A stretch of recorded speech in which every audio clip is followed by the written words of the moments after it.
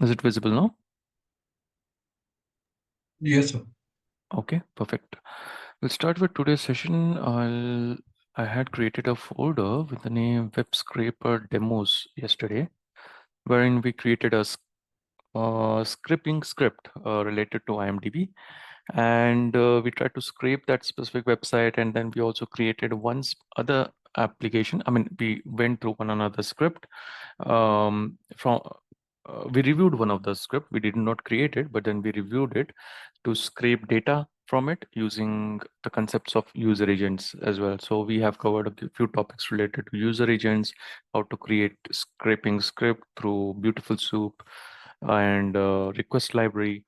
And today's agenda is basically we'll cover upon few other advanced concept, not advanced concept, but yes, these are the concepts in you can say correlation with what we have studied so far, like understanding the robots.txt file.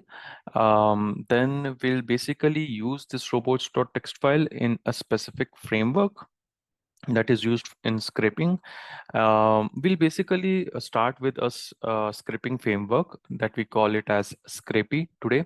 And once we go through that framework, we'll cover all the uh, intermediate topics like proxy rotation in scraping, how do we efficiently use user agents in scraping, how can we customize our scraping script based on different use cases, because this framework allows you to handle customizations. Otherwise, what's happening is if we create a scraping script through Beautiful Soup or any other library, we just write the script based on the requirement that is in our mind, right?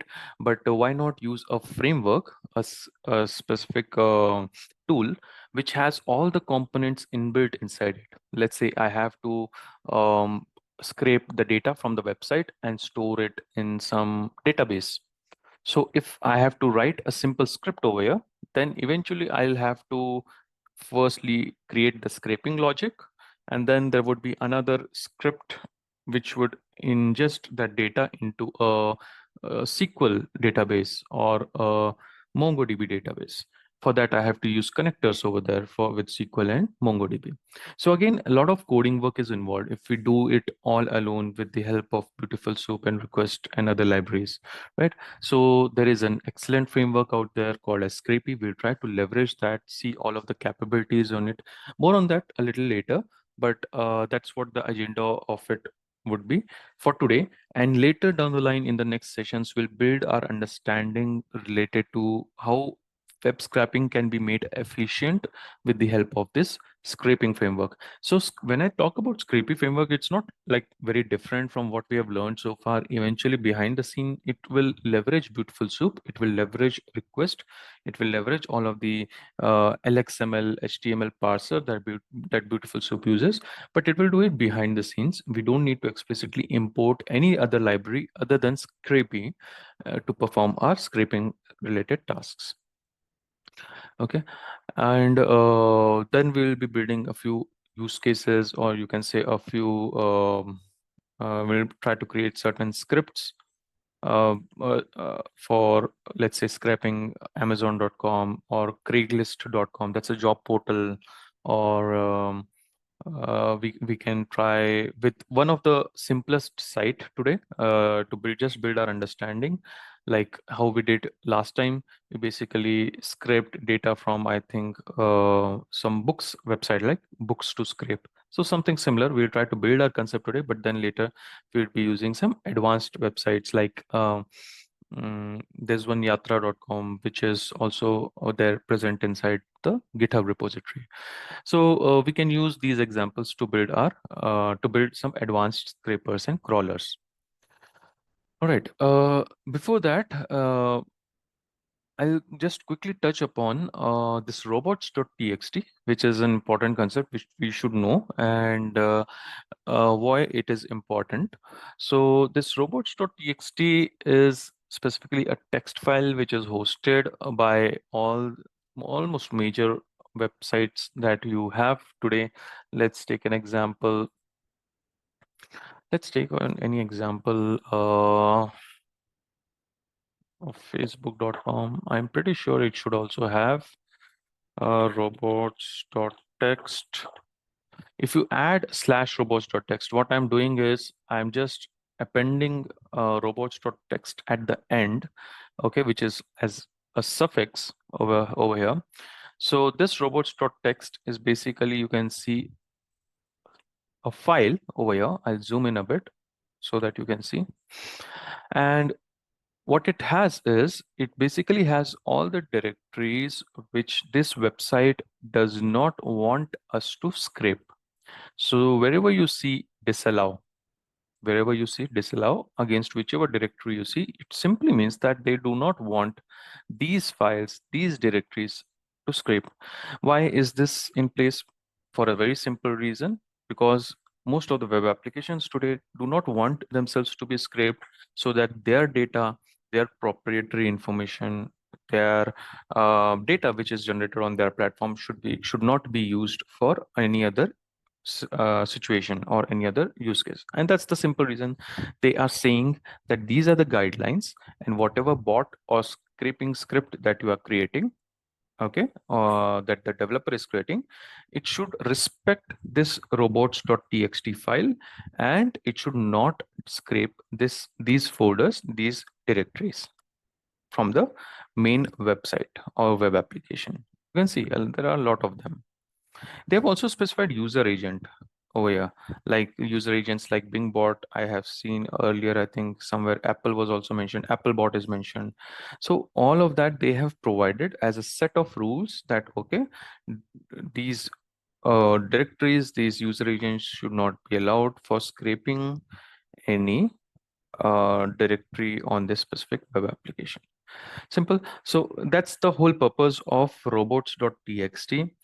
Before scraping any website, we just have to visit the robots.txt of that website. I think, let's say for amazon.com, I think it should be there for amazon.com as well, slash robots.txt.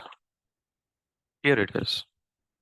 Now, amazon.com does not want these folders to be scraped, all of that. So we just need to be vigilant about how if our script is scraping any of this folder. If it is scraping, then there are high chances that it will either get blocked, or IP will get blacklisted, or some of the quarantine will happen with our script very soon. There are ways to have workaround around this robots.txt. We will be seeing it. How do we configure this setting in our Scrapy framework? Are we clear with robots.txt, guys? Any questions on this part related to robots.txt file, its significance, its use?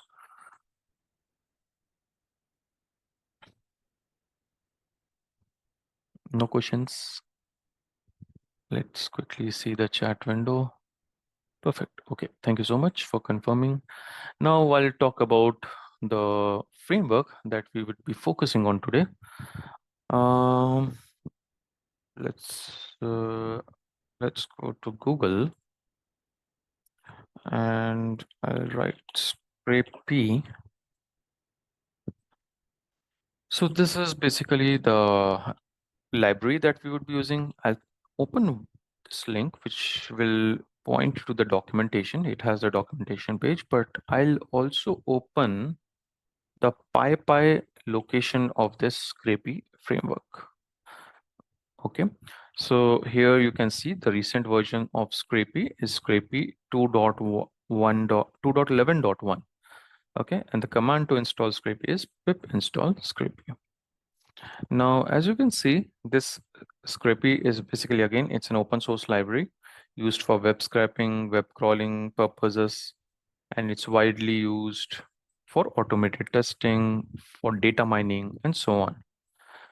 The only prerequisite is it needs Python version 3.8 plus, and I am very optimistic that all of you have Python version 3.8 as in today. The command is again pip install Scrapy. The documentation leads to the same doc page which I have opened in the new tab. So we'll see it in just a moment. Release notes, everything. It's a good thing that always, whatever library that you are using, firstly you should visit the uh, s- uh, the link of that library, the PyPy link of that library, and then refer to the documentation part. It will give you a good understanding of how to use it, or is there any other dependency to use it.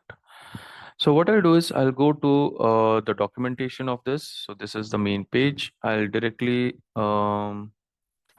jump onto the documentation part. Yeah. Okay, which is a very good documentation. And if some of you might have worked with Django earlier, you would find a lot of similarity between Django and Scrapy. Okay, otherwise, I mean, Django is for altogether a different use case, and Scrapy is for a different use case.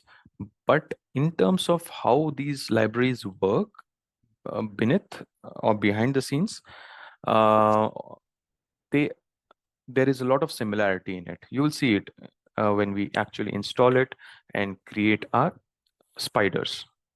So as you can see, the documentation, very good documentation it is, very easy to understand in simple words. The important thing over here is this command line tool over here. Okay, I'll quickly open this because I want to highlight a few things before we start with actual creation of this Scrapy project. And if I can help you with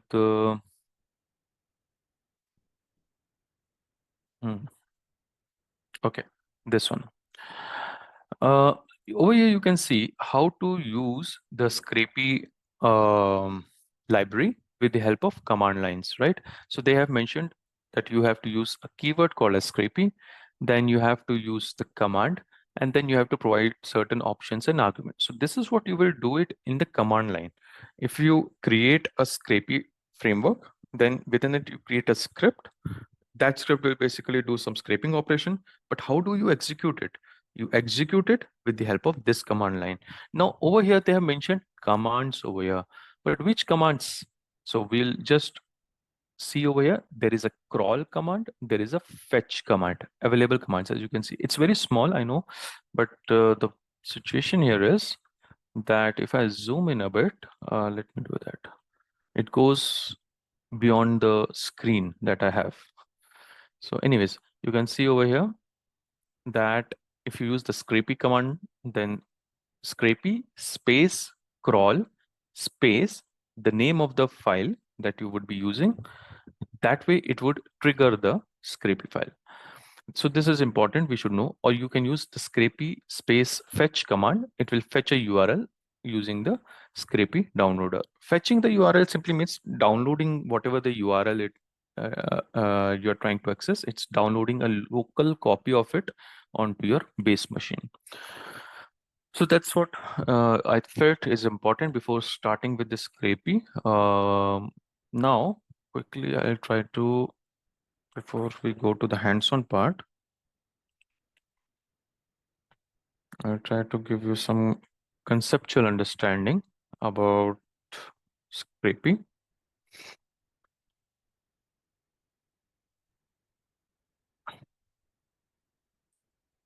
Oops, sorry.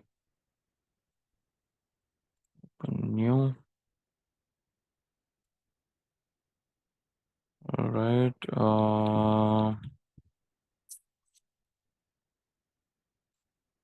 Hmm,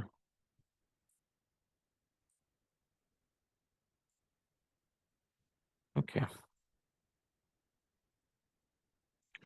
So what I'm trying to say over here is when you use Scrapy as an application, okay, like when you use Scrapy as an library, okay, so you know, right? You will be using pip install Scrapy, pip install Scrapy. Just a moment. It looks like I need to make some changes here. So the command that you would be using is pip install Scrapy. Once you install Scrapy, then the first thing you need to pay attention to is certain files within this library. Why it is important to mention about these files? Because these files have some kind of information or significance within the Scrapy framework. So the files that I would be specifically talking about over here is the spider. Okay, actually, spider is not a file. Spider is basically a folder within which So hence I've mentioned slash over, within which you will create your own file. So let's say I am creating a scraping Python file with the name, um, let's say amazon.py. Okay, so that is the file. This file basically would be my main file in which all the logic related to scraping will be created. Logic of scraping would be there. Okay, but this file is interdependent on other files as well, and we see other files also. So this is the first file. Inside the spider folder, you can have amazon.py, but you can have multiple other files. Let's say another file is related to login. You want to first log in into Amazon, right? And then do scraping, something like that. So this login.py file will have the logic to log in. Then it will hand over the control to amazon.py to perform main scraping activity. So you can define it this way. The next file which is important over here is you have a settings.py. And again, guys, if you have worked with Django, it will look similar in the way the framework is designed and how it will work. So settings.py. Now this file basically will hold all the global settings. So all the global settings related to this specific framework. So this specific framework, as in what settings it would have. Let's say it would have settings related to, you can say user agent. So you can define your user agent over here. It can have settings related to proxy rotation services. Hmm? Again, it can have settings related to how many requests, simultaneous requests you can send. Okay, so in the previous scenarios, like yesterday, day before yesterday, when we started with Beautiful Soup, right, and request library, using request library, when we tried to send HTTP request to a certain website, there is only one request we are sending, right? There's only one request we are sending behind the scenes, and based on that request, we get a response. But using frameworks like Scrapy, you can send concurrent requests. So there is a setting called as concurrent requests, and you can specify the default value, I guess, is 16. So you can specify more than 16, like you can increase this value or you can reduce this value. It all depends on your use case, which means like once you send a request, simultaneously 16 requests will be initiated so that you can scrape it in a better way, in a fast manner. And since let's say you have to scrape a lot of amount of data, this setting will help you to perform your task more efficiently and in a more quick manner, because if the number of requests is high, then of course you will be able to scrape the data quickly. But it doesn't mean that you make this setting as 1000 or 2000, something like that. No. Why?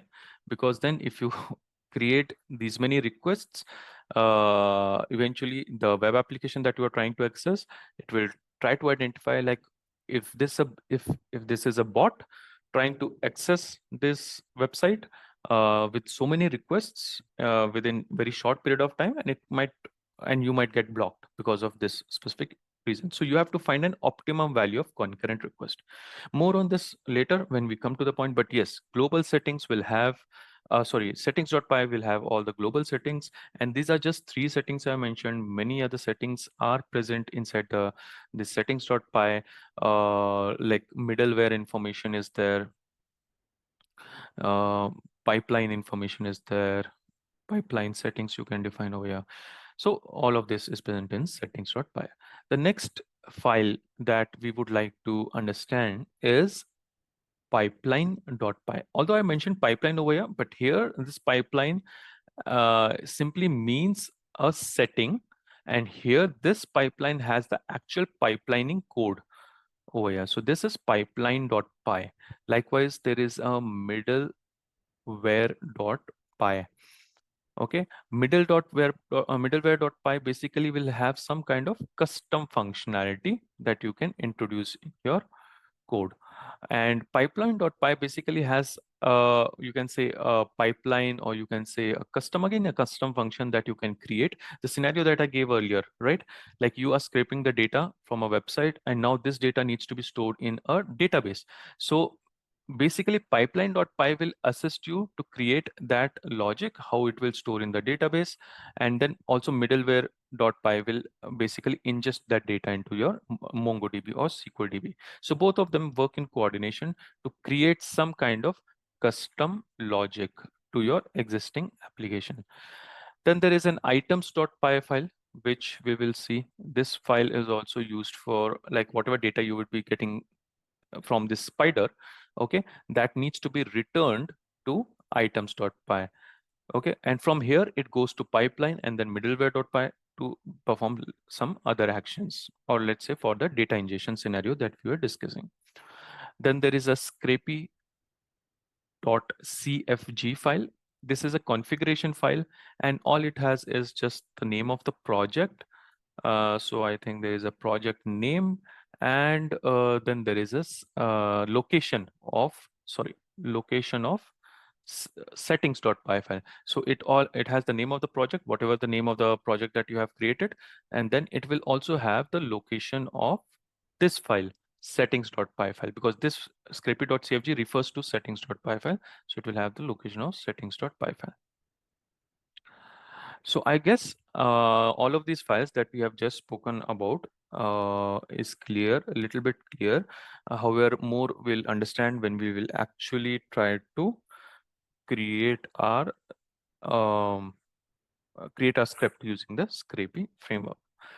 So what I'll do is, if there is no question, I'll move ahead, and inside the web scraper demos folder, I will create a new folder over here, which can be Scrapy underscore demo. All right. And within this, I will try to create my project. Within this, I'll try to create this project. Now, how do I create this project? All I need to do is, firstly, I'll open a VS Code over here. Within this, so inside Scrapy underscore demo, I'll go to the terminal. I'll create a new terminal, in fact.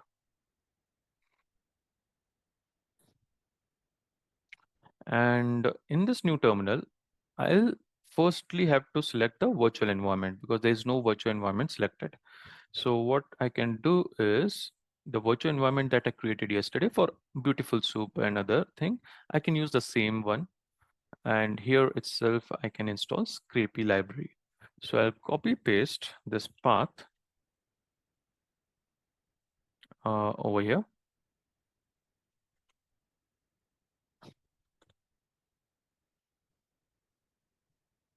Right. So now this virtual environment is activated. And since this virtual environment is activated, what we can do is we can install Scrapy library using the command pip install Scrapy. So we are trying to install Scrapy within this virtual environment. Once done, we will also set an interpreter for this specific project. As you can see, there are multiple other dependency library used by Scrapy. You can see Twisted library, which we use. Of course, Scrapy is the main library. All of the dependency libraries you can see. Cool. All right, let's move ahead. And over here, I think it's not completed. I guess it's still pending. Yes, it's pending. We'll just wait a moment. Meanwhile, any questions, guys, so far? I'll quickly check the chat window if there is anything. All right, no questions.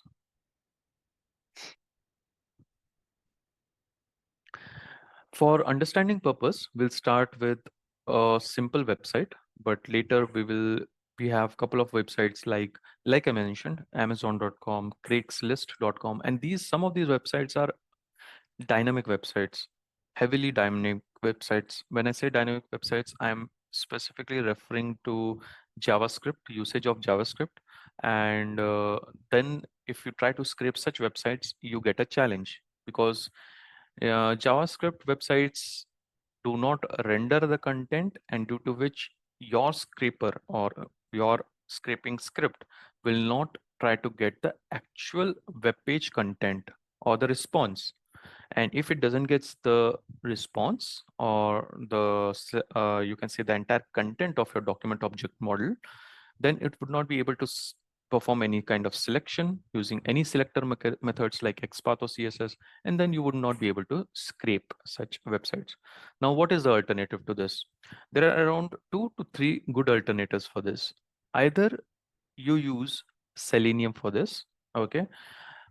Selenium has a limitation over here.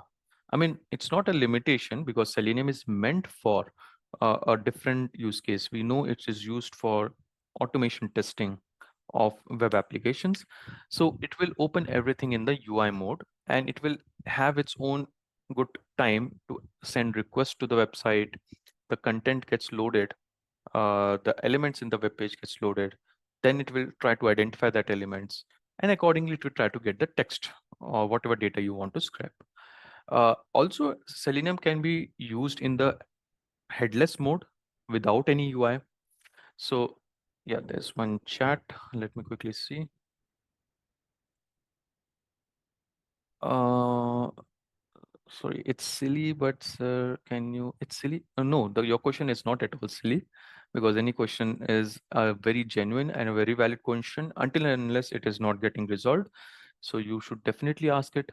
Related to how we use virtual environment, I'll explain it one more time. In just a moment, I'll do that. Firstly, I'll complete my point over here. What I was trying to explain is that if you are dealing with dynamic websites, then what are the different alternatives?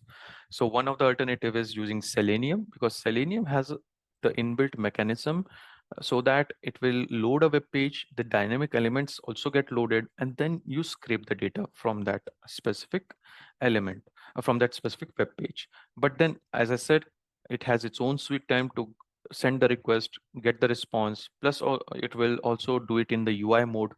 So you cannot scrape a lot of data using Selenium. For normal or simple websites, it's good enough. So the next alternative is using some another framework libraries like Splash or Lua.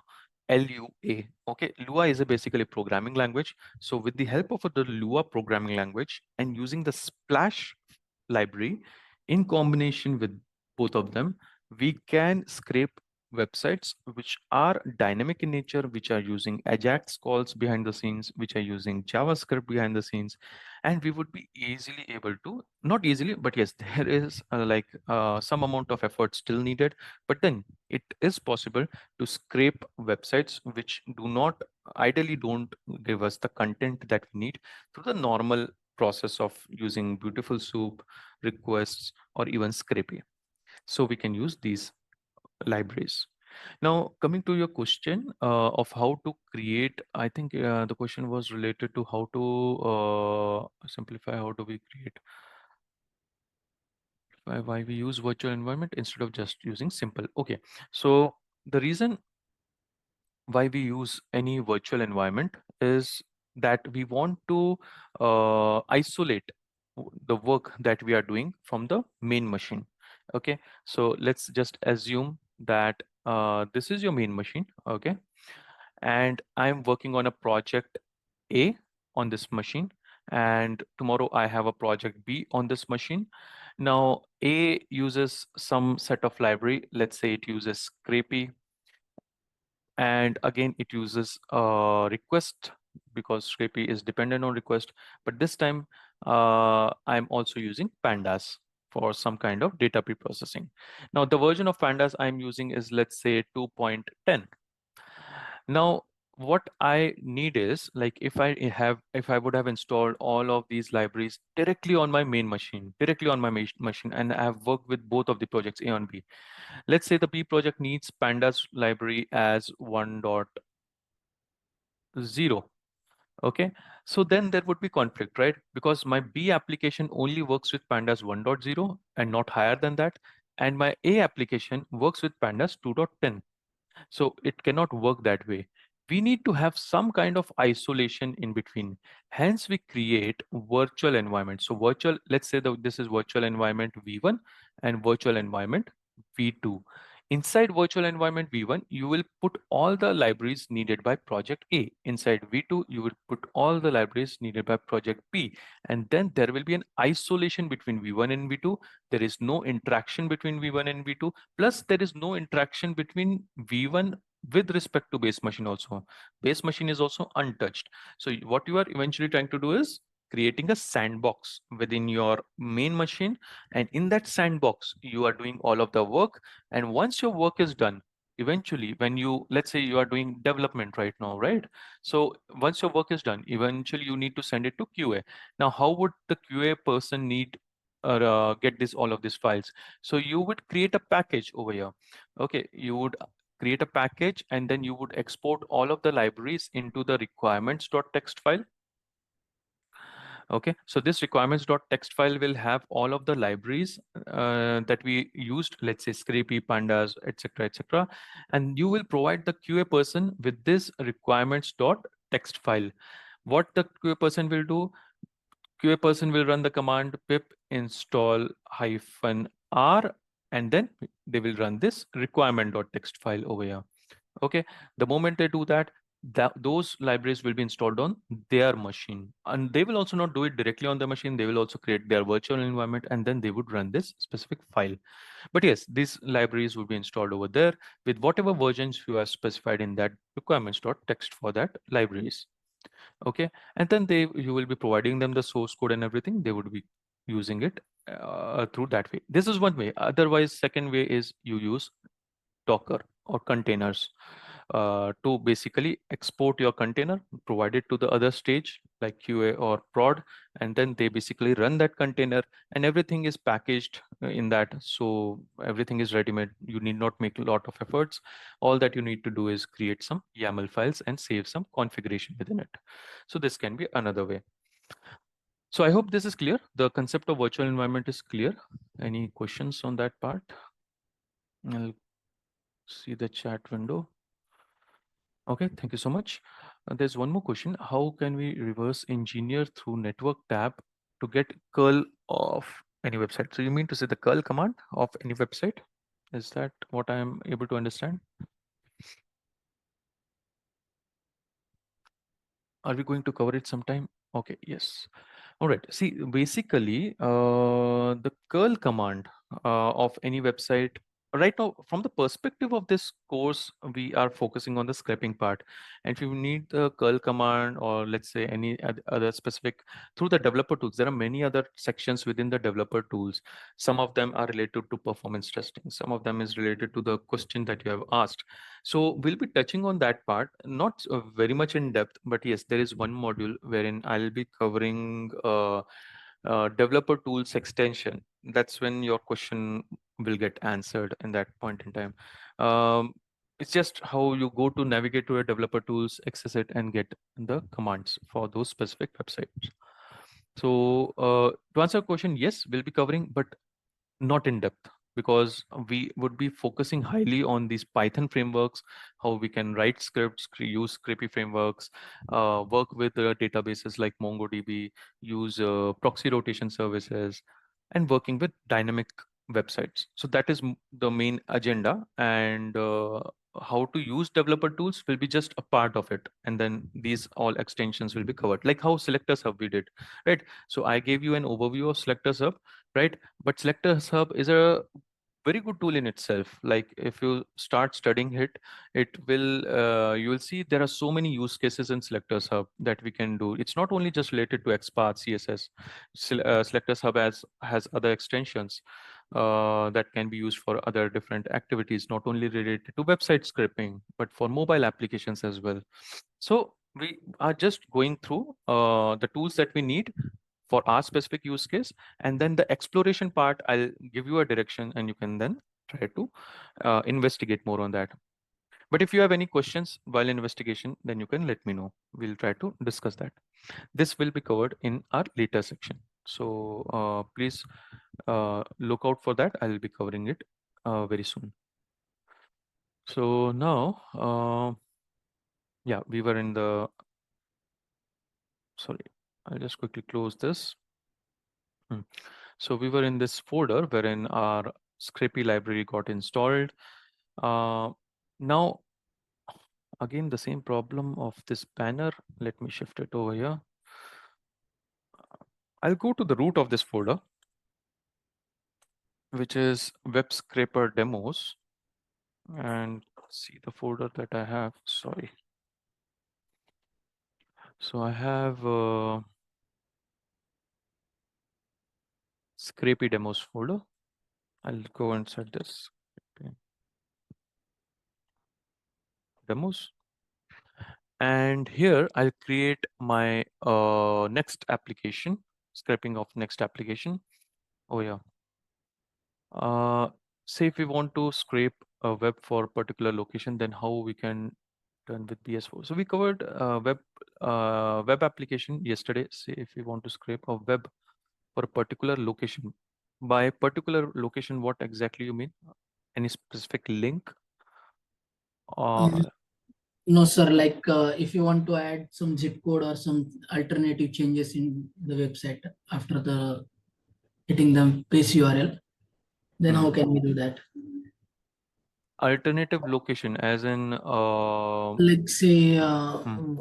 on particular website, we have to select the locations and apply some particular zip codes on that. And based on those zip code, we will get different data. Hmm.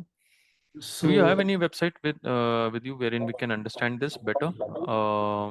So because normally BS4, the beautiful soup library that we are talking about here, it works on a very simple principle. Whatever object you get from the DOM, sorry, from the requests, right? So when you send a request, it gives you the response. The response that you get, you basically put it in the soup object.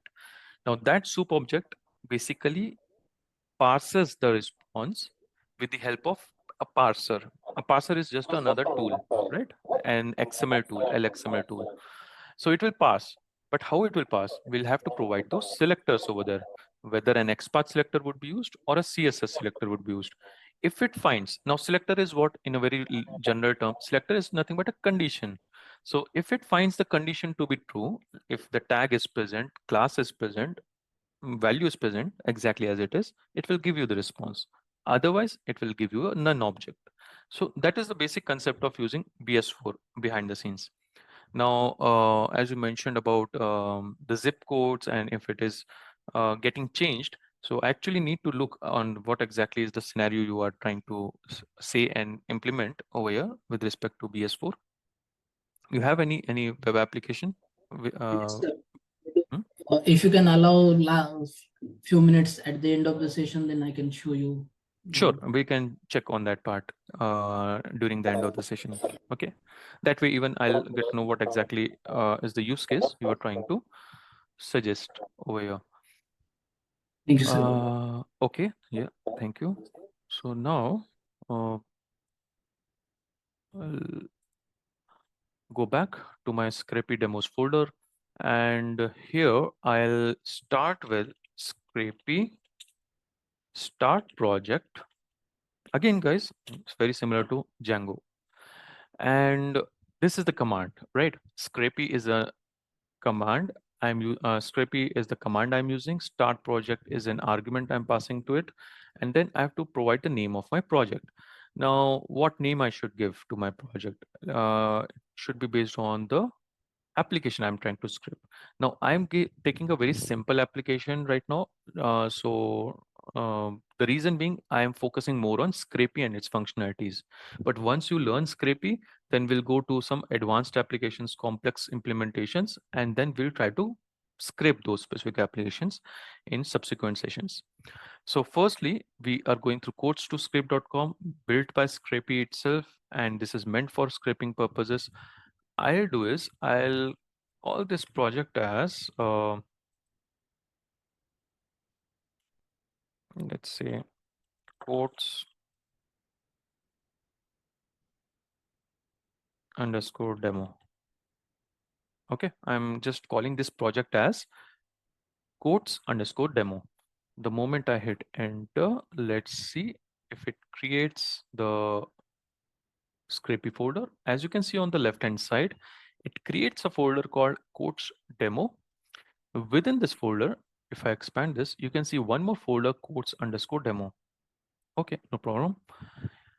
Ideally, what you could have done is, I mean, I forgot to mention, if you don't want these two folders, I mean, see, this is the main folder, root folder, and within which you have one more folder called quotes underscore demo. So if you just want a single parent folder like quotes underscore demo, and within which there should be Scrapy files and all the other files, these files, you could have just done a dot after this, okay, and hit enter.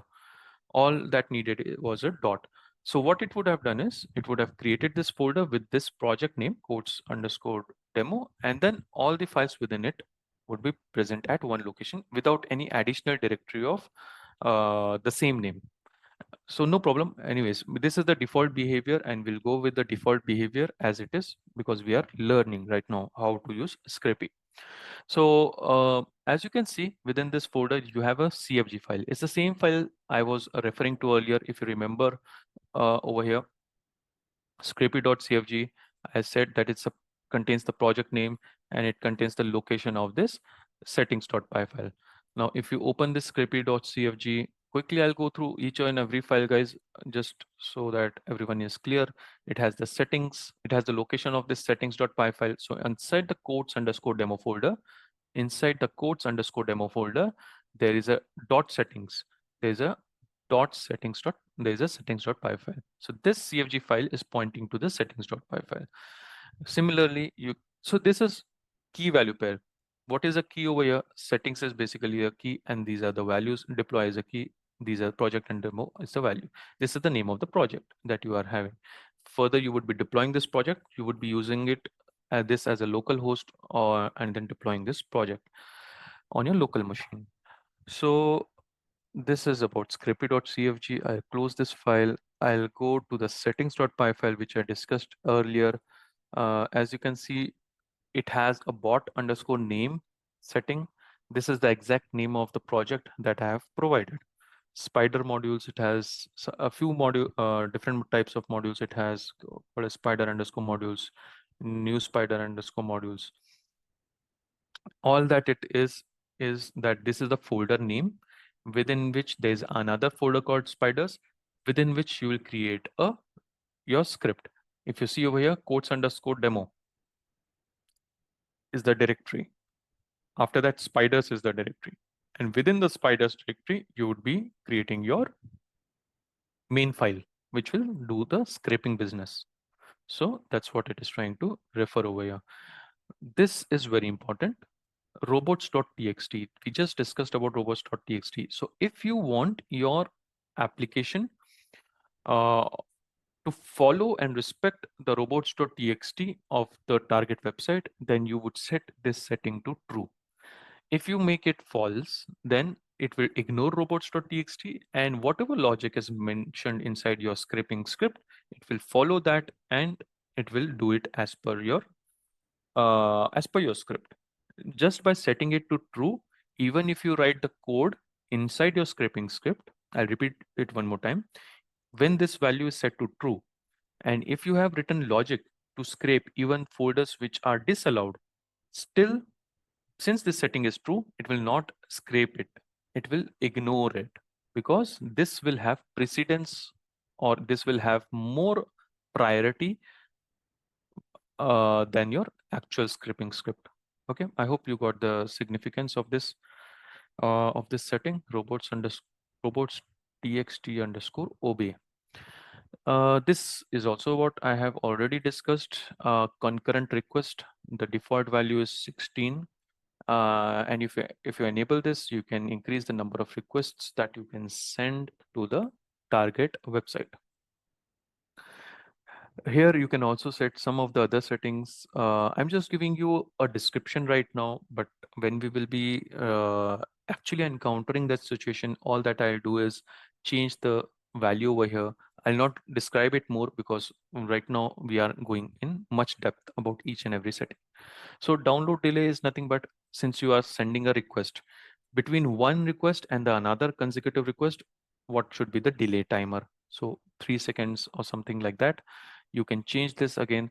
The download delay settings will honor only one of will the download delay settings will honor only one of these settings is enabled. Like if you are trying to scrape a specific domain, one domain, okay, so concurrent request is set to 16, then this download delay can be used over there. Or if you are trying to send a request to a specific IP, which again you can set to 16, 32, whatever the value is, then also you can define the download delay.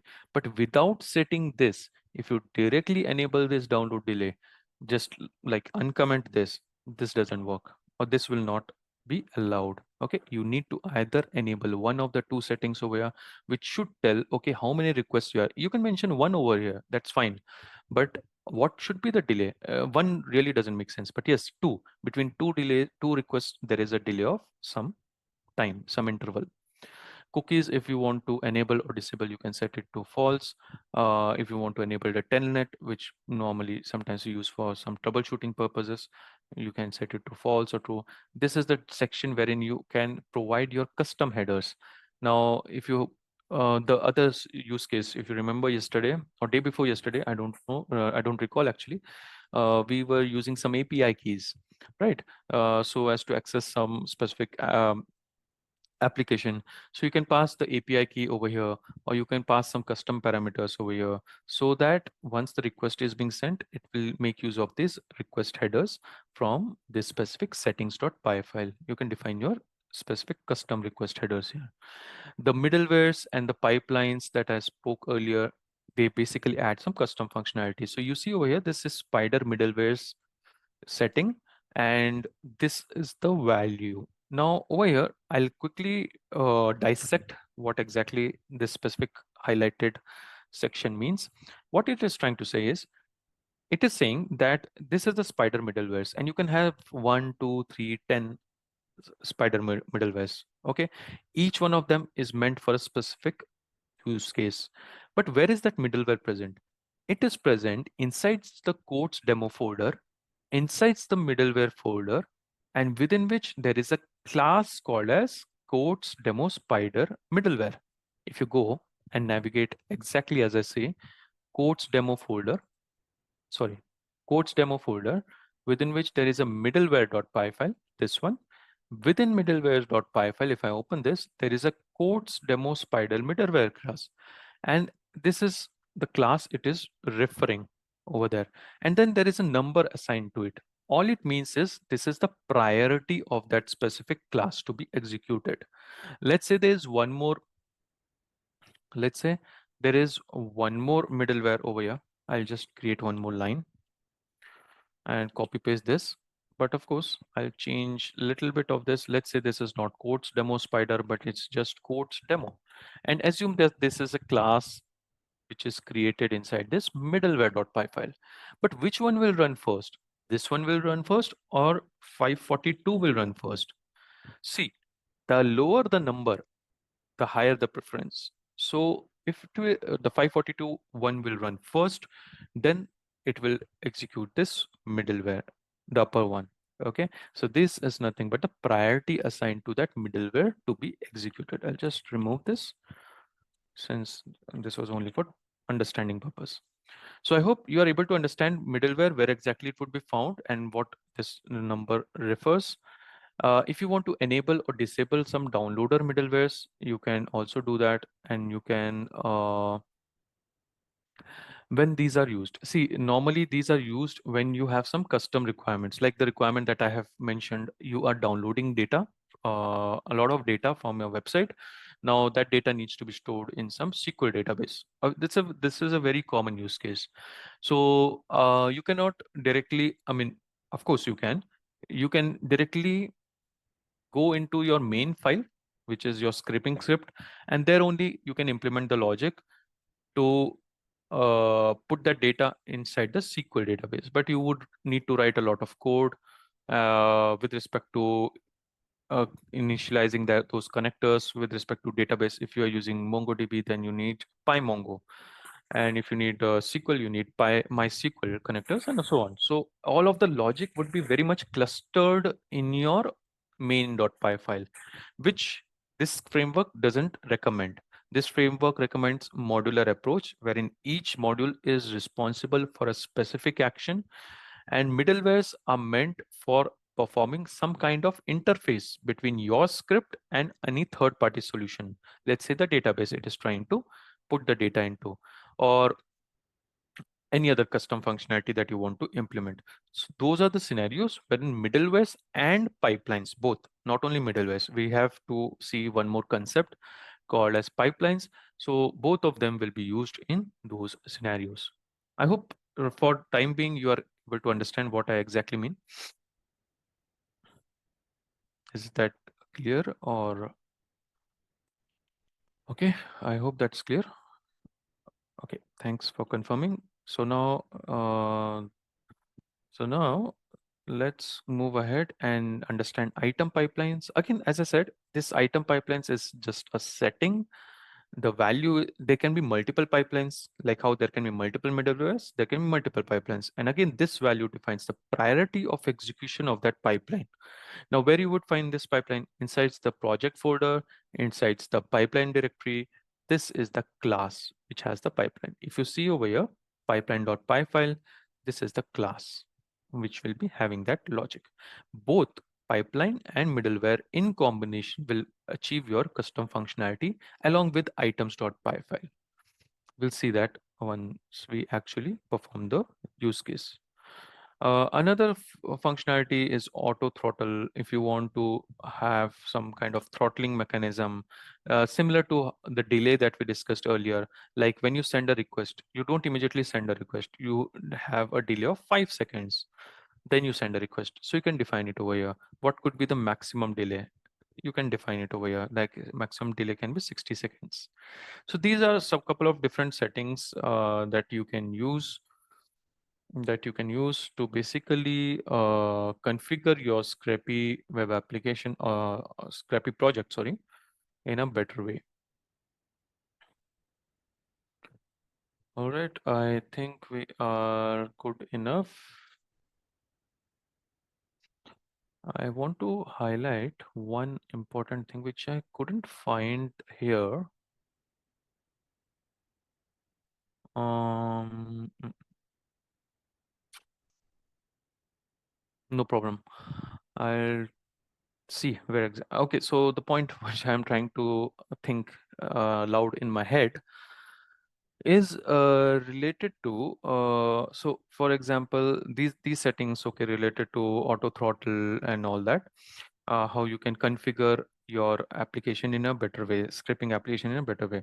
But how about those custom requirements wherein you have to download, you have to navigate through CAPTCHA, or you have to bypass some restrictions on the website. So what was going in my mind is there is a third party library which you need to integrate with Scrapy, and then you basically have a few other folders here that helps you to perform those activities, specifically captcha. How you can, so captcha basically is nothing but those images that you want to identify, and for that we need some functionalities that basically identify images which work on OCR, optical character recognition. Third party libraries are present, and we'll be using it, but no problem, right now we are focusing on Scrapy, so I'll just keep it at the Scrapy level and try to explain you the concepts for time being. Then we'll go to that advanced part. Now, Once these files are clear, I'll minimize all of this. I'll go to the root directory, which is Scrapy demos. And then inside Scrapy demos, we have quotes demo, quotes demo. Okay, I'll copy this path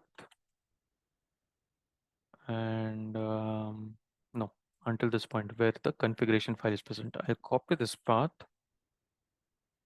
paste it over here, cd space this, and I'll quickly change this interpreter because now I don't need the Miniconda Python exe. I need my own executable, which is in my virtual environment here, venv scripts and python.exe. This is selected. Now here, since I'm at the root of this codes demo, I'll need to create that Scrapy file. Where it would get created, I'll close the rest of the files. It would get created inside the spiders folder. That would be our main file responsible for writing that logic of scraping. So the command is Scrapy, or if you just run Scrapy, guys, okay, just run Scrapy. It should give you a list of commands. What exactly you can do? You can see, oh yeah, there's bench, check, crawl, edit, fetch, etc.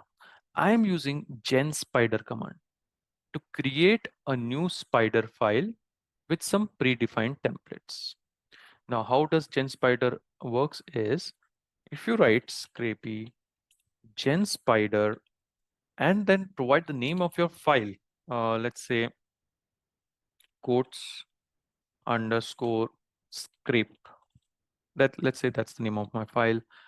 And then I provide the URL of the file that I want to scrape, which means I go to that website, copy this thing, paste it over here exactly as it is, but in quotes. So now what should happen is it should create a Python file with this name.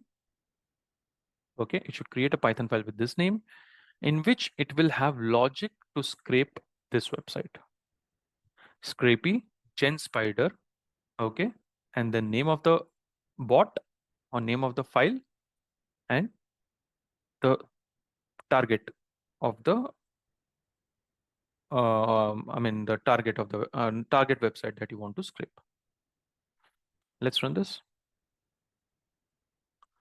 Now, once it's run, you see inside the codes demo folder, inside the spiders folder, this bot is getting created. Why I'm saying bot now? Because guys, anything that deals on the web applications, try to scrape some data, we normally refer to as bot. Okay, it can be related to automation, it can be related to web scraping. So this is our bot, which will try to scrape some data. Inside the spiders, you can see this is the file. I'll open this file in just a moment, but I want to show you a few more things. Now, since this file is created, there can be multiple files over here. One is related to scraping, one is related to login, another one is related to some other activity. If you want to see all the files, all the spiders which are present inside this folder, the command that you should be using is scrapy gen spider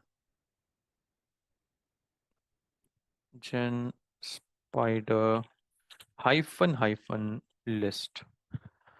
So what it should do is it should, okay, sorry. Scrapy gen spider hyphen list is giving you the templates through which you can create this file. Right now, this file that we have created, code scrape, it has been created with the help of basic template. Means it's a raw template. Okay, if you open it, you will not find much over there. But if you want to use some another template like crawl means what? You are basically going from one web link to another web link. So using crawling, you can basically go to those web links which are nested within one another. So let's say this page over here has this link, this link, this link. How many links are there? If I understand correctly, around 50 links should be here, right? Now you need not explicitly tell, like you have to go to change, you have to go to deep thoughts, you have to go to love, you have to go to life. No. If you create a script through the crawl template, automatically when you initiate it, it will navigate through all of these web links. And then you can specify what it needs to do in each of these links. Okay, that's the you can say advantage of using frameworks like Scrapy, that you do not need to write code for your implementations. Everything, almost everything is ready-made over here. So if you are interested in parsing some CSV or XML related information, you can use these templates. Right now, the file that got created, which is quotes underscore scrape, is being created with the basic template. And now if you see this file quotes underscore scrape dot py, I'll open it. You see over here something which is already written. First thing is importing Scrapy. Okay, fine. Now there is a class. Now, what this class is all about, it's just any class, custom class they have created, but it is inheriting from the Scrapy.spider class. So within the Scrapy library, there is a class called a spider, from which it is inheriting all the methods, all the attributes that we would be using for scraping tasks. So it is inheriting it. The next three things are next three, not four things, sorry, are very, very important. And it should be used as it is. There is a predefined variable called as name within the spider class. So you have to use it as it is. It cannot be names or it cannot be anything else. It needs to be used as name. Then there needs to be allowed domain and start URLs. So there is no change allowed in the naming of this variable because they come from the spider class of the Scrapy library. It's not something that we have defined over here. It's inherited from the spider class. So what is the name of your bot? It's quotes underscore scrape, right? That's the name we have provided while creating this Python file. What is the allowed domain and what is disallowed domain? So there are two settings over here that you can define, or two variables that you can define: allowed domains or disallowed domains. So allowed domains means you are allowing your script to scrape to the this target domain, to scrape.com. All right. Start URLs means this is the web page that you want to start your scraping from, like your starting point. Hence, it's mentioned in start URLs. And you can mention multiple URLs over here, 5, 10, 50, whatever it is. It will go one by one, or it can go simultaneously. If you have set concurrent requests, then it will simultaneously send 50 requests, 60 requests simultaneously to this URLs and get the data from it. So name, allowed domains, start URLs. These are the three important things. Guys, just give me a minute, please.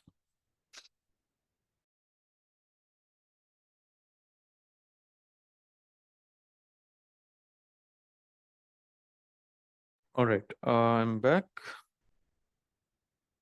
Any questions so far? We are going step by step, trying to understand each and every component of this framework. And trust me, guys, once you understand this, running script is not that problem. The logic is same way how you used beautiful soup and everything, like until yesterday. But important thing is understanding how each of this component is interlinked with one another. Any questions? If I see the chat window. So what is this? Robots.txt is equals to false. If you set this, then it will mean that you are not, or your Scrapy framework will not follow robots.txt, or it will not follow, or it will completely ignore robots.txt basically, and it will directly start scraping everything and anything that is mentioned inside your scraping script. If you say robots.txt equals to true, which is this settings inside the settings.py file over here, this one, robots text obey equals to true. If this is set to true, that means you will respect that robots.txt file, and your scraping script will not scrape those directories which are not allowed. Okay, I'll close this one. Okay, if there are no questions, I'll move ahead. So now, once you provide these three variables, name, allow domain, start URLs, whatever you specify in start URLs, requests will be sent using the requests library to these URLs. And what happens if we send requests? We'll get a response. Either the response will be null or we'll get a DOM, document object model, for that web page, right? If we get the document object model, where is that model received for us? There should be some location, right, where the model should be received. So it is this response over here. There's a parse function inside which self is a first keyword, or you can say first argument. And since we are writing this function inside the class, we call this as a method as per object-oriented programming concepts. So self becomes the first keyword because it will point to the object directly, and response is our next keyword, next argument, which will hold the response that we receive after sending request to codes.to-scrape.com. Is it clear? So this response is what we will be using to scrape our data. How? Now the question is how. So since so I'll go to this codes.to-scrape.com website first. Copy this. Is it already opened? Yeah, it's already open. So let's say, for example, I want to scrape mm, these quotes over here with the author name, with the tag name. And later, I think we have pagination as well. So there are multiple pages. I want to go to next. I don't know how many pages are there, but we can implement pagination also. With pagination, I remember there was one task I gave the other day with respect to how you would navigate from one page to another page. I mean, sorry, but I have not received any response for that. Please try to implement it. Anyways, I'll be implementing it in any one of these days because that script is incomplete. And to do that, I really need your responses because you might have some better way of doing it. So please try to attempt that. If you don't recall what exactly I said just now, please let me know. I'll explain you that problem statement at the end of the session. Okay. Um, anyways, so over here, this, let's say, for example, we start with very basic one. Let's say this title over here, you see at the top, I want to get this information. So if I just inspect this, okay, I'm doing it on Edge, unfortunately, but let's not worry about it since we are just scraping title.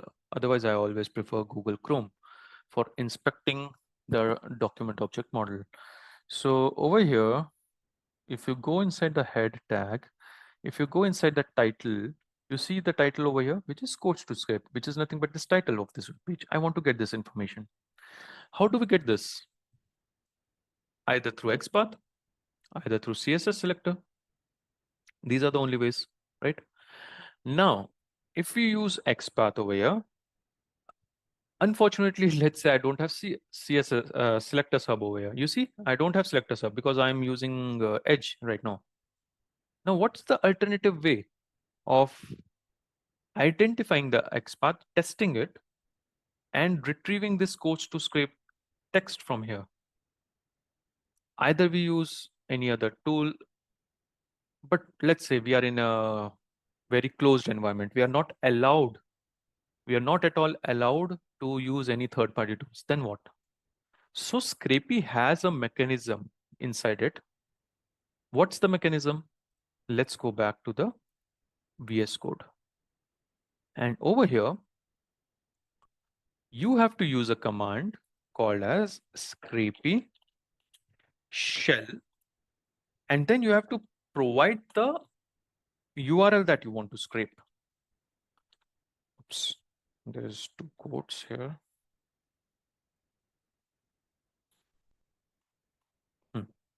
So now I'm saying Scrapy shell and the path of the target website.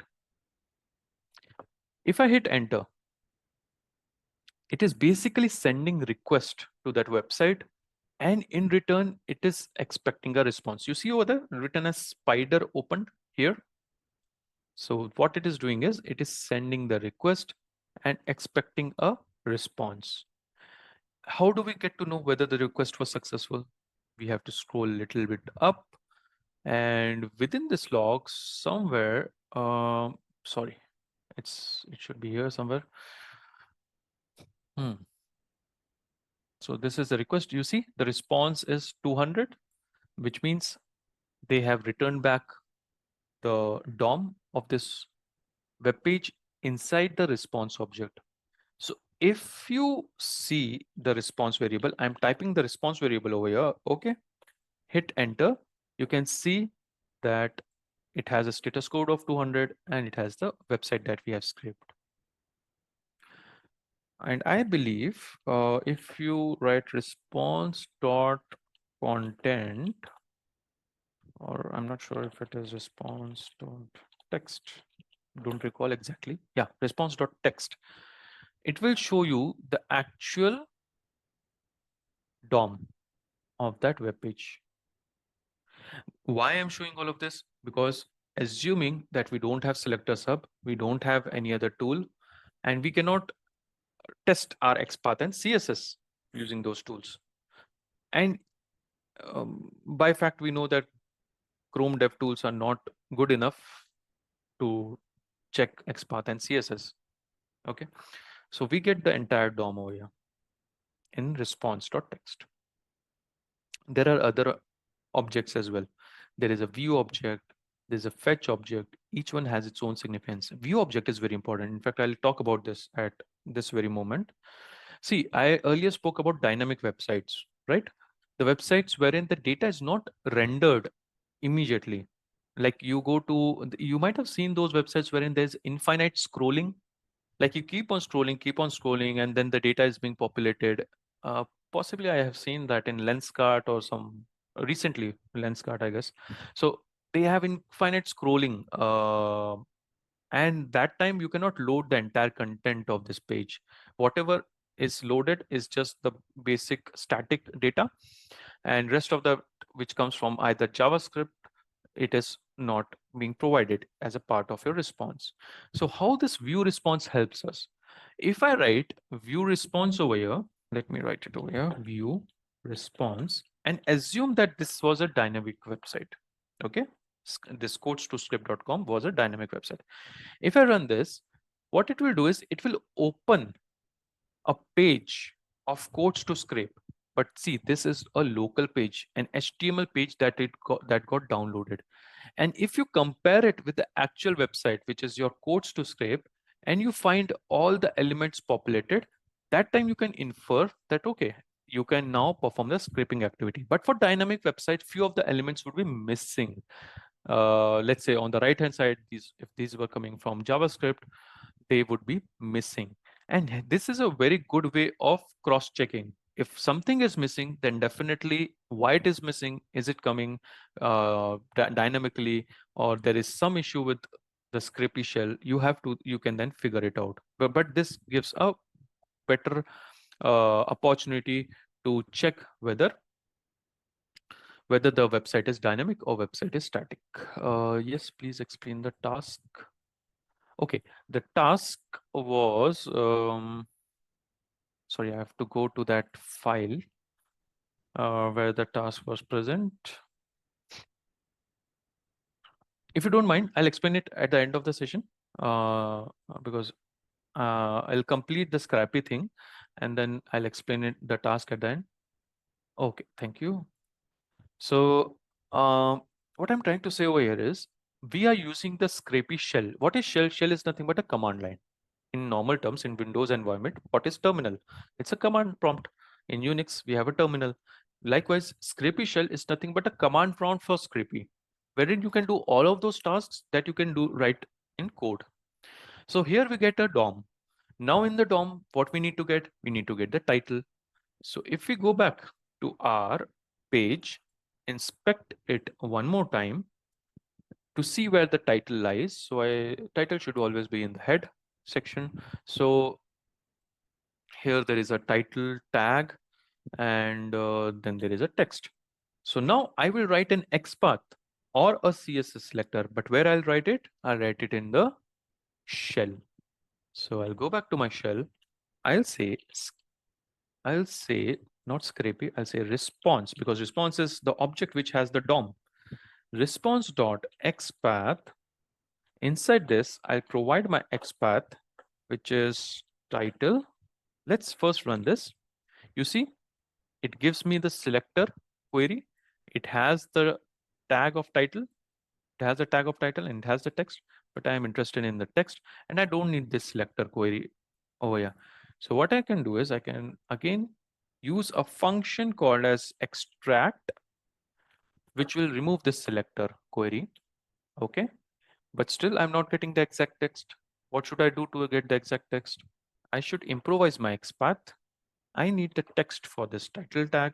So I'll write the text over here as a function.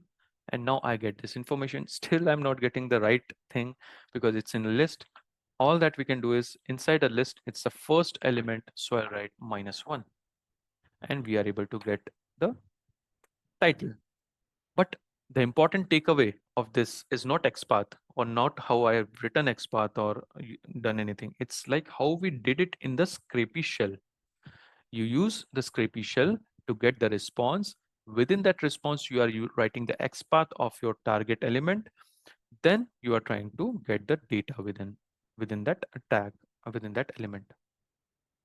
So likewise, if you want to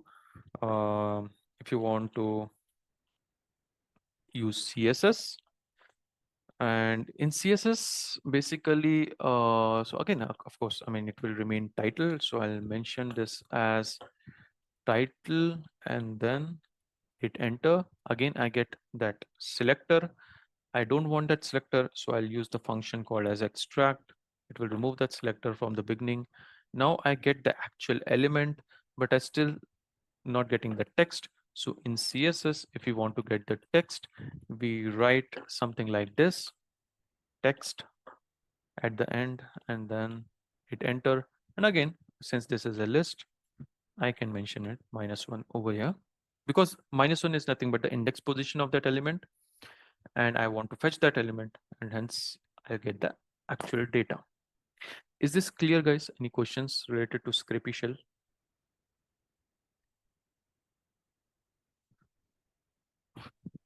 Can you explain the how CSS can be used for multi other text to extract data? CSS can be used for other. Response.css, how to Hmm. identify it? Can you please explain for one more example? Yeah, sure. Of course. Let's take one more example. Let's say we have this quotes over here. Okay.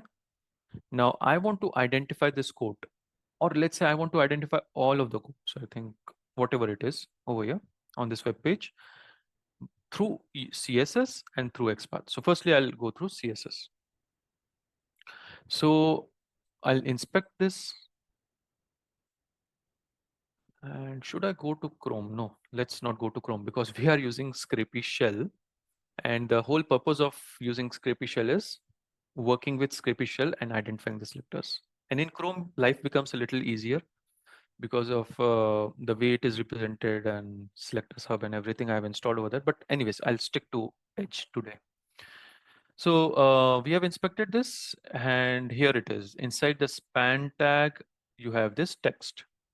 Now, if you want to identify this element, what the way you would write the CSS selector, okay, which one is better, good option? I'll answer this in just a moment.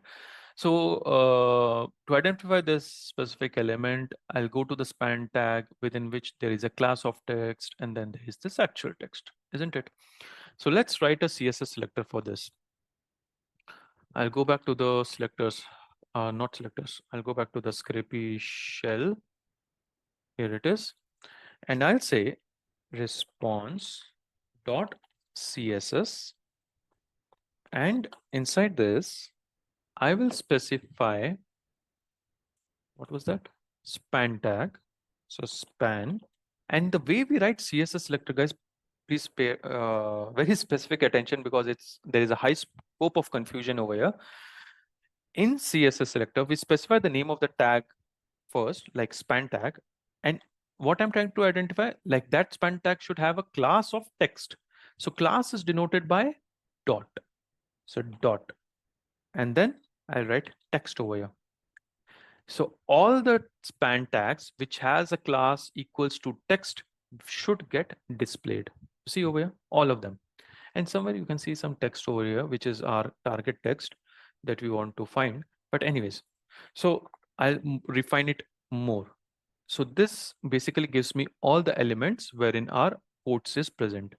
But we need the actual text over here, just this text. How do I get the text? So I'll improvise this a little more. In CSS, if we want to find a text, we write double colon and then we use the text attribute over here and hit enter.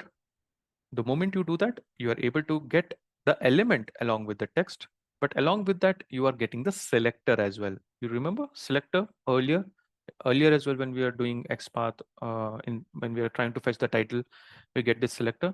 We have to get rid of this selector query. So I'll use a function called as extract. I'm now getting only the codes on that web page. Still, work is not yet done because these are, if I think this is the first code, this is the second code, and so on. Okay, at least we are getting it in the form of list. Now, the next use case could be you can run a for loop, or you can convert this list into a string, and whatever you can do it. But until this point, we are getting the codes, and these codes we have got through CSS selector. So is the logic clear? How to implement CSS selector? We have just used it for one case. We'll be using it every now and then as we move ahead with this session. And I've not explained CSS selector in the earlier session. We have focused more on XPath, right? Can we select span with its class name? So here we have chosen span, and this is the class name, text. So if you see over here, this is the span, and the class is text, isn't it? So that's what we did, span, and class is denoted as dot. If this would have been ID, we would have used the pound symbol, span, pound symbol, and then the value of that ID, correct? I'll give you a very good reference over here, if I remember correctly, to work with CSS selector. If I remember it, because honestly, I don't recall the exact website. It was CSS, some selector, let me see.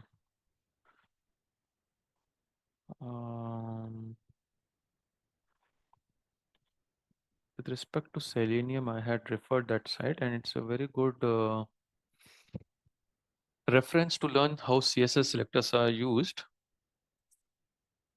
similar to w3schools.com. Let me quickly see if it is browser stack or is it something else. Substring, okay, ID with class. So if this is ID, then pound symbol, as I said, right? You can see over here. I'll zoom in a bit. But this is not the website I'm talking about. I'll figure it out what exactly I'm trying to say or trying to refer. I don't have it, I don't remember it right now exactly, but it has very good different strategies of creating CSS selectors and XPath, and of course, a combination of CSS and an XPath. I'll show that example to you as well. How you can identify an element using a CSS selector and an XPath in the same command. I'll just show it to you in just a moment.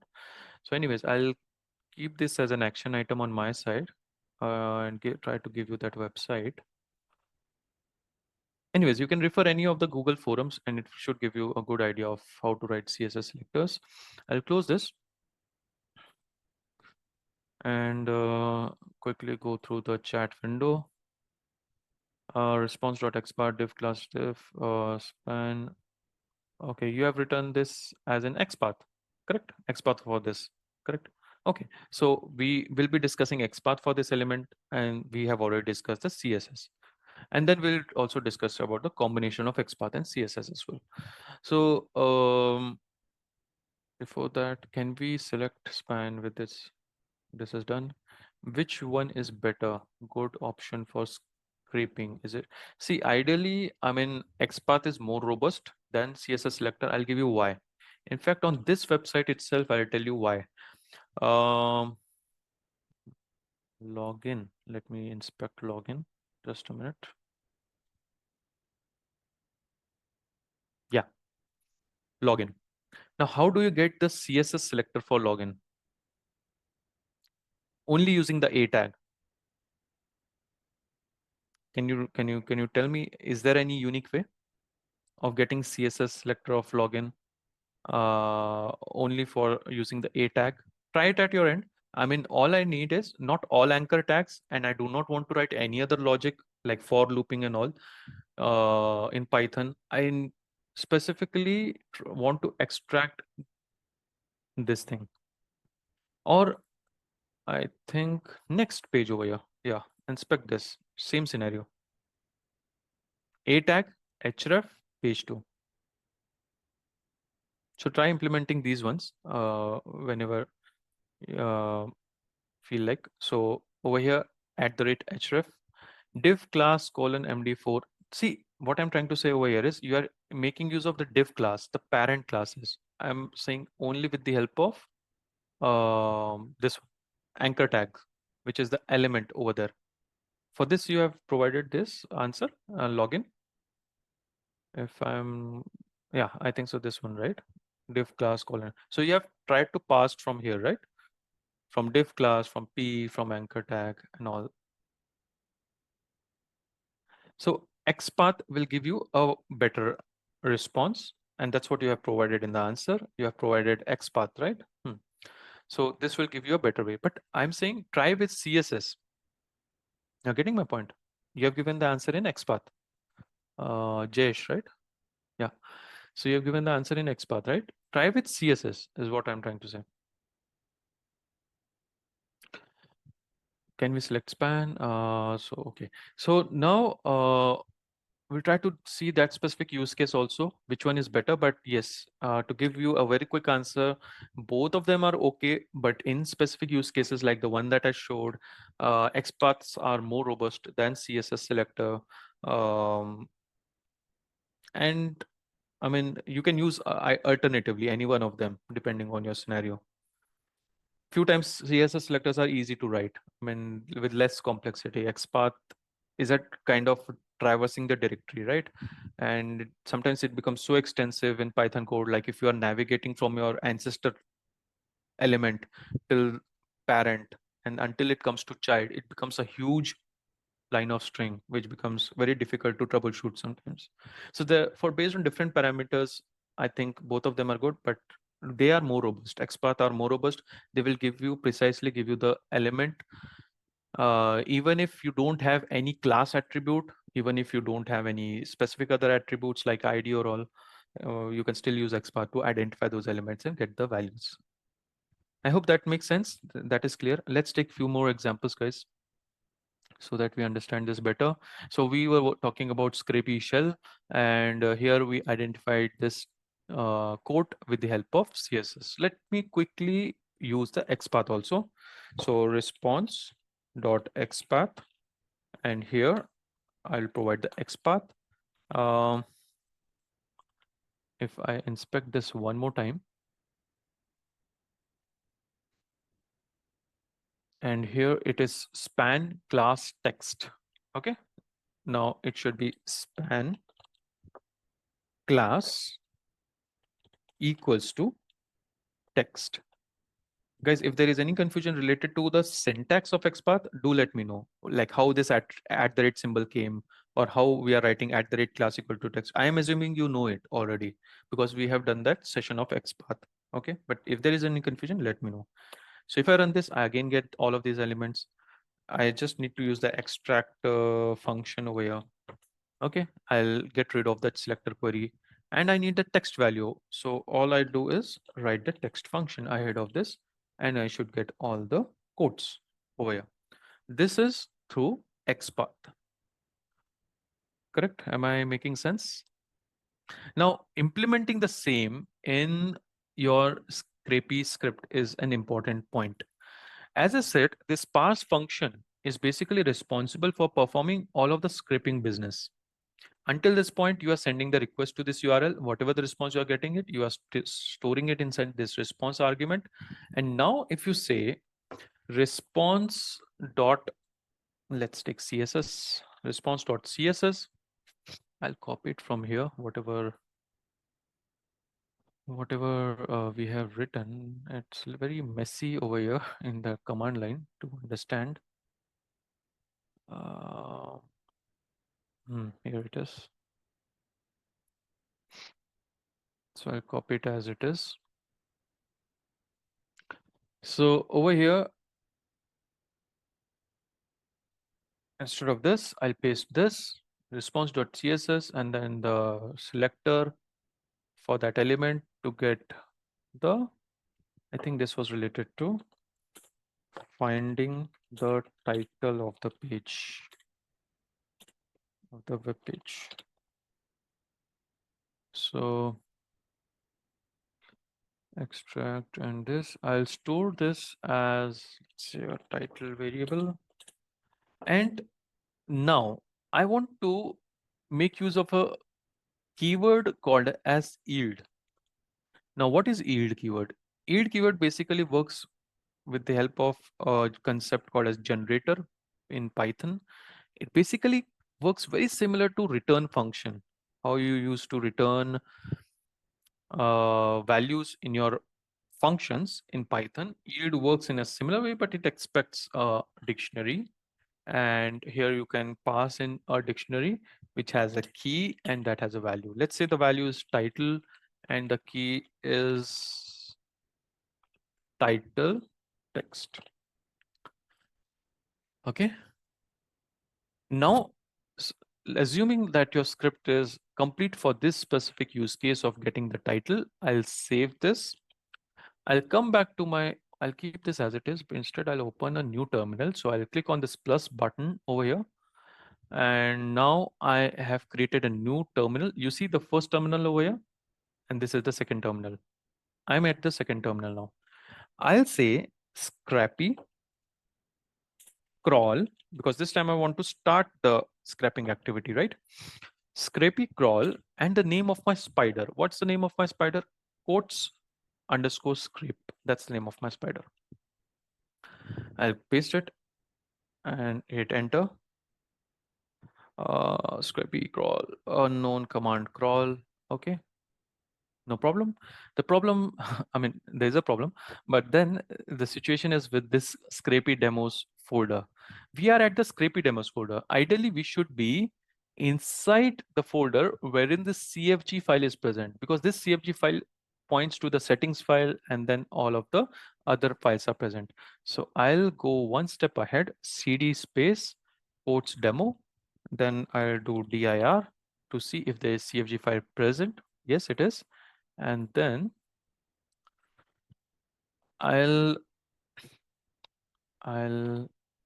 run this command one more time, scrapy crawl quotes underscore script. As you can see, the spider has opened up. It is starting the scraping activity. We'll wait for a moment for it to complete. Okay, it's done.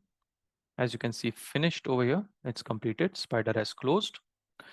Now I'll show you some very important points to look out in this entire output, because this output is too much of information, right? But we need to be very specific in terms of troubleshooting.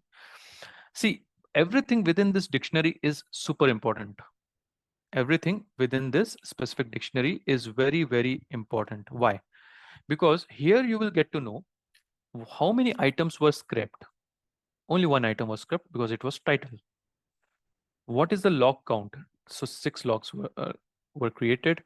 Information 10 information were created. 6 debug warnings were created. Debug were created. 6 10 information were created. You know information, debug, error, warnings. These are the different types of logging mechanisms, right?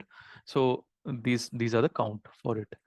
how response received count is 2, request count is 1 because we sent one request. Why it's showing as 2? Ideally it should have shown 1, right?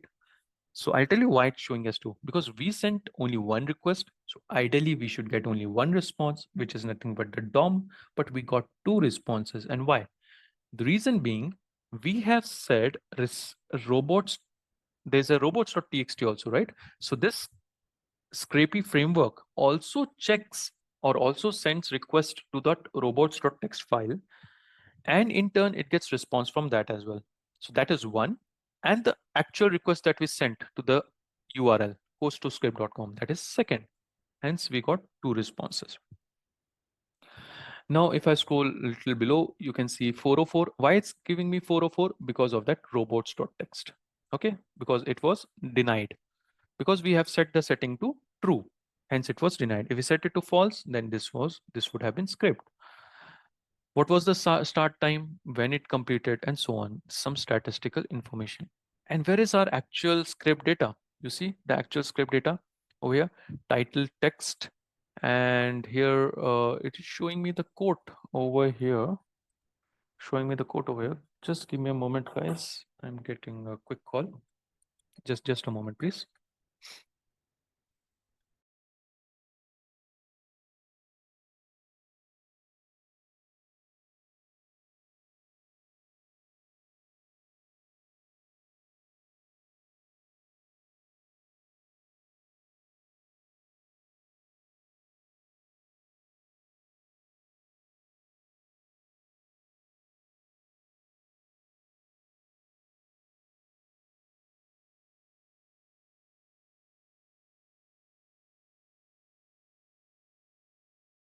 All right, guys, I'm back. So what we were discussing was title text, right? Title text, and then we were discussing about the title. So this specific, I think, selector that we have written is for the quotes. Let me write it as quotes, no worries. This is quote and this is quotes, right? Copy this, paste it over here. If you run this script one more time, I mean, there's no difference as such in terms of execution. I just want to make it uh, clear, because let's say tomorrow if you will be referring this file, it shouldn't be confusing, like I've written title but the output I'm getting is related to quotes. So yeah, but I hope you are getting the output. So we are getting this output over here. If you scroll a little up over here, you will see all the data, all the configuration related information related to the Scrapy framework, like which middleware were used, which middleware were initialized. Okay, over here you can see these are the list of middlewares that were used for performing this scraping activity. If you write your own middleware, it should show over here as in custom middleware. All right. If I, this is an important line. It tries to access this URL, https quotes to scrape.com robots.txt, but what it got in return is a 404. All right, but it got a 200 for our actual target site. Hence, we get two responses. I hope that is also clear now. We sent one request, but we got two responses. And I'm looking out for one more thing here.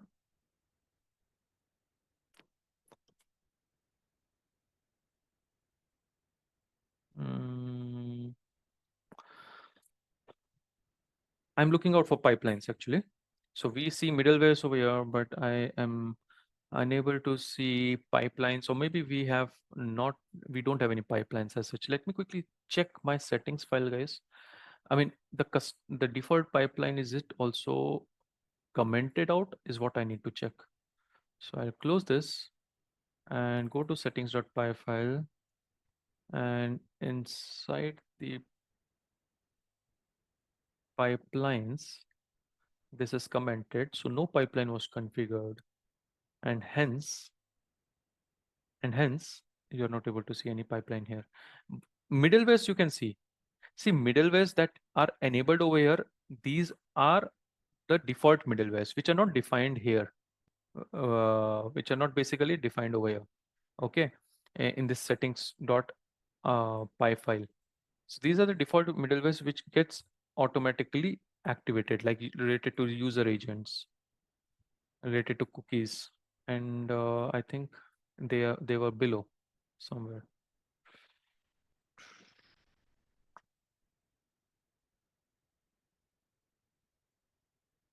You see, related to the new spider module, uh, most of that is commented, and the middleware is also commented over here. But as I said, this middleware over here is the place where you define your own custom ones. This is just an example which is given to you. If you see the codes demo downloader middleware, if you go to this specific class inside the middleware, it's a plain class. Okay, but if you see the middlewares.py file, here you will see a lot of default middlewares which are written, and they are getting activated when you run the scraper spider. Okay, so guys, is it making sense? Are you guys able to understand what we are dealing with in today's session related to Scrapy framework? How is it able to scrape the data, the different techniques of it?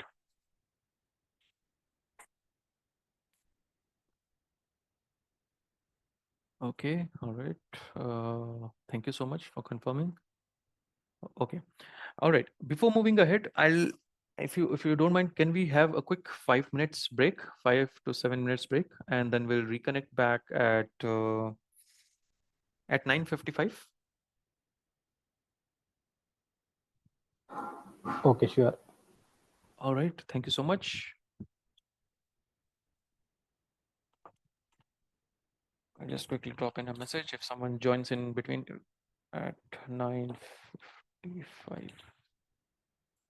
Okay. Thank you, guys. We'll be back.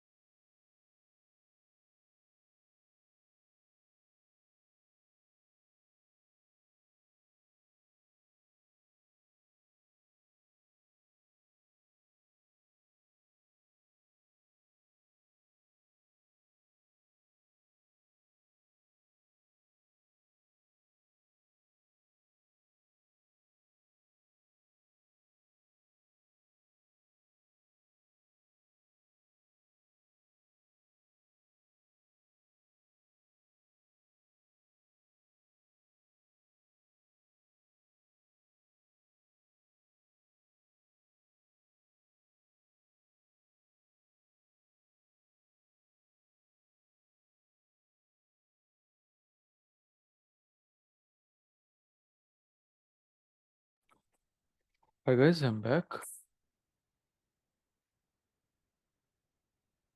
All right, let's start with let's resume with our session. Am I audible?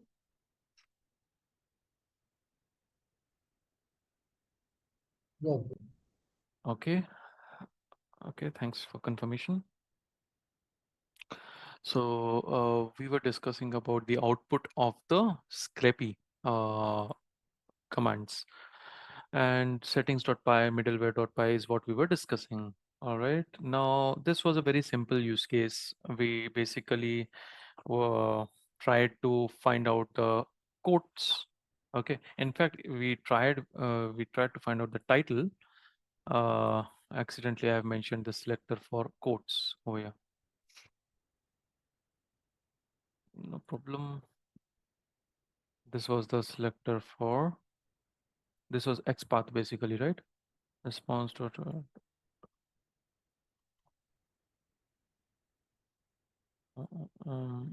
This was the actual CSS selector for title. So I'll keep it as it is, so that there's no issues finding the title of web page. This should be title. This was the CSS selector for that, and this is title. This is title text. Okay, right.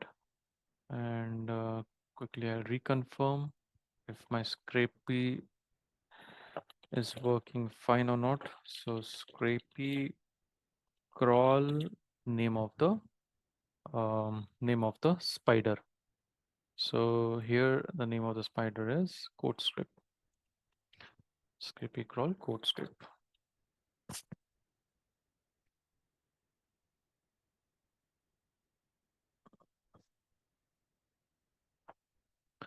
Once this is done, I'll go to the next scenario and implement a little complex logic and understand the challenges in doing it. So we are getting the title text and sorry,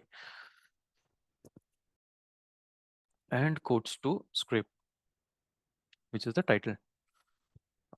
Let's move to the next part, or I'll close this terminal for time being. So now what we need to do is we need to create or we need to basically find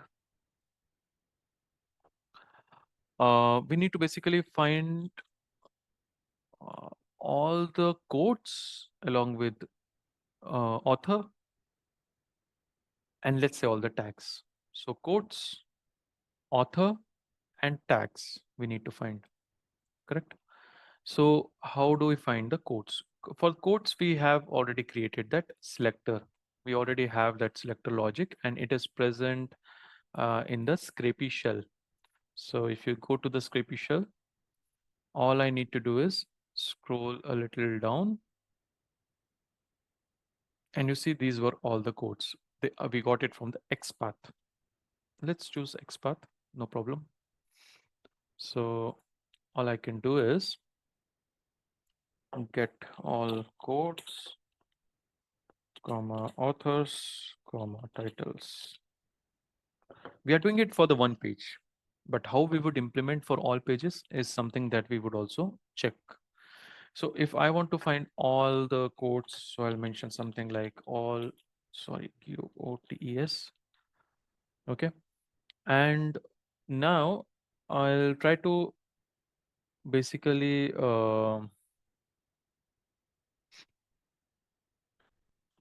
check on this part.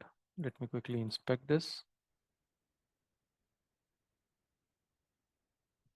And if you see over here, this specific quote, okay, I'm talking about this quote, the one which is highlighted, is having a span tag. It's having a span tag, and it is having a class of text, but it is only for this quote. If I scroll a little below and inspect this element, it is inside another span tag, but I want to find all the quotes at once using some kind of for loop. So all of this span tags is inside the div tag. over here. Okay. And if you click over here, all the div tags you see, there's a div tag with a class of code, then there's a div tag with a class of code, so on and so forth. So all of these div tags have a span tag inside it. Within the span tag, there is this actual code. So how about if I try to capture all the div codes, all the div tags, and from that I run a loop. From that, I run a loop to get the codes. The way we got codes earlier was directly accessing the span tag and then getting the text out of it. That is good. No problem in that. We can get a list which has all the codes. But when we write Python code, let's say if we want to implement it with in a Pythonic way or in in a Python using Python concepts, what we can do is we can get all the parent element, all the div tags, then run a loop inside it to get all the codes within it. I'll explain to you what I mean in just a minute.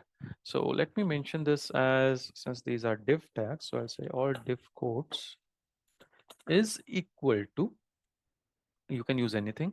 Let's say I use response.css, and over here I'll try to provide the CSS selector for this div tag. So what it would be? It can be div dot quote. Okay, so I can say div dot quote.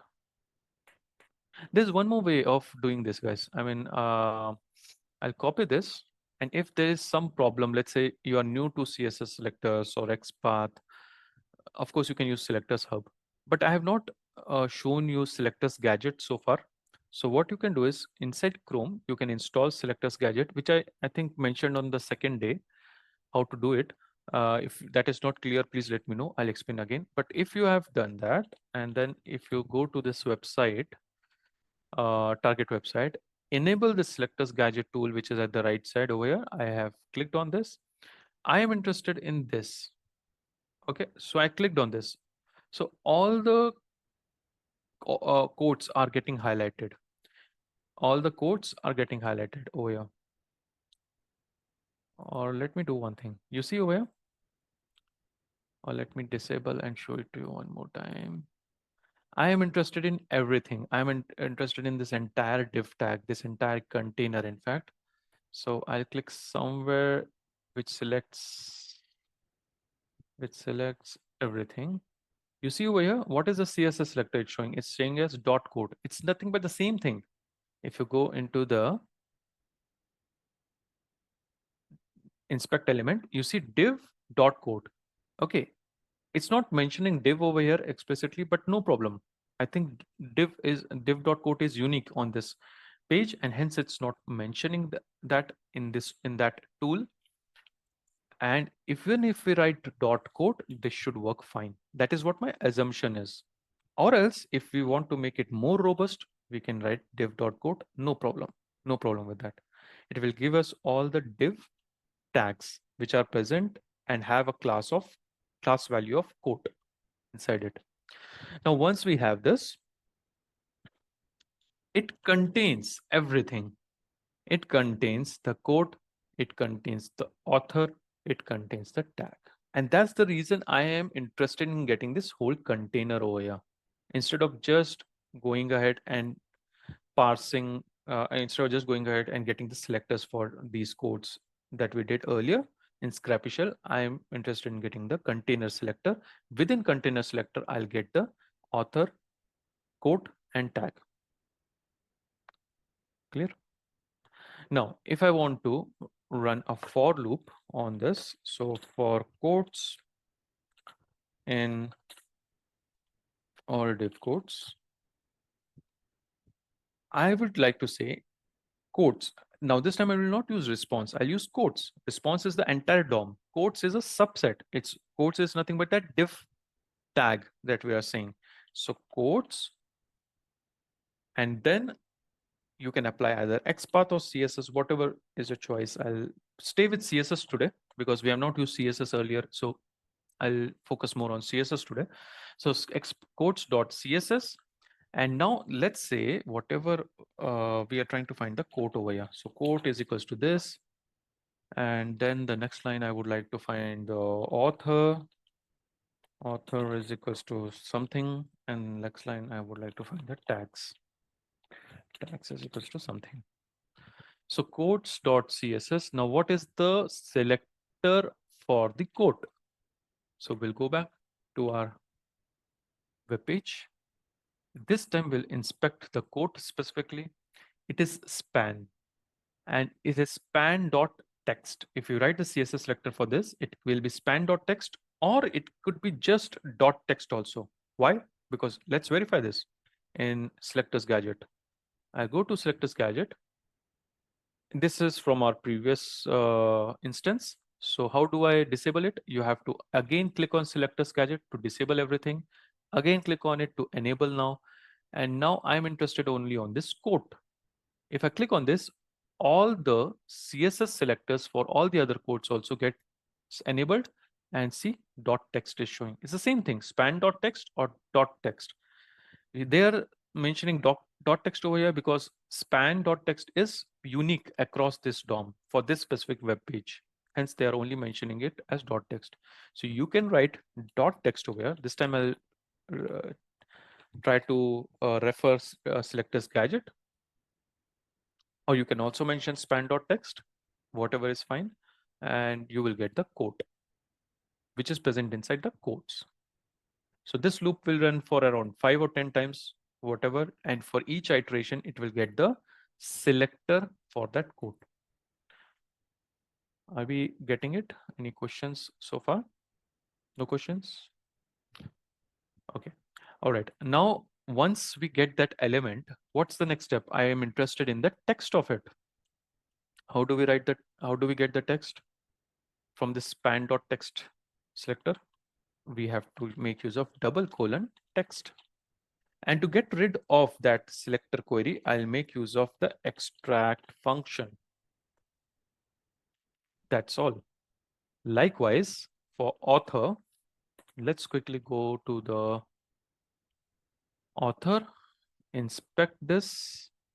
It is present in span and sorry, it's present in small, small dot author. That will be the CSS selector, small dot author. So quotes dot CSS small tag dot means class and author is the value of that class. Again, I'm interested in getting the text value of it. So at the end, I'll mention colon text. And then to remove the selector query, I'll mention the extract function. Likewise, tags quotes.css. Now for tags, I'll inspect this, all of the tags, which is, okay, this, all of the tags, let's say change, deep thoughts, thinking, world, all of them are present inside the div element, div tag, division tag over here. So div class tag, so div dot tags, you can use it over here. Div dot tags, and then you are interested in the text of it. So these are the text. Deep thoughts is a text. Thinking is a text over here. So colon text and extract. Perfect. Now let's check if all of this information is correct. So what we'll be doing is we'll try to use the same concept of yield over here. So I'll say yield. I don't know why it did not got copied. No problem. I'll write it specifically yield. Then a dictionary. Let's say the first keyword in this dictionary is quote, and the value is quote. comma, author,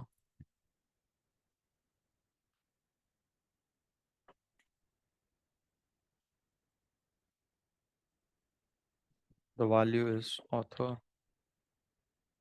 and tags.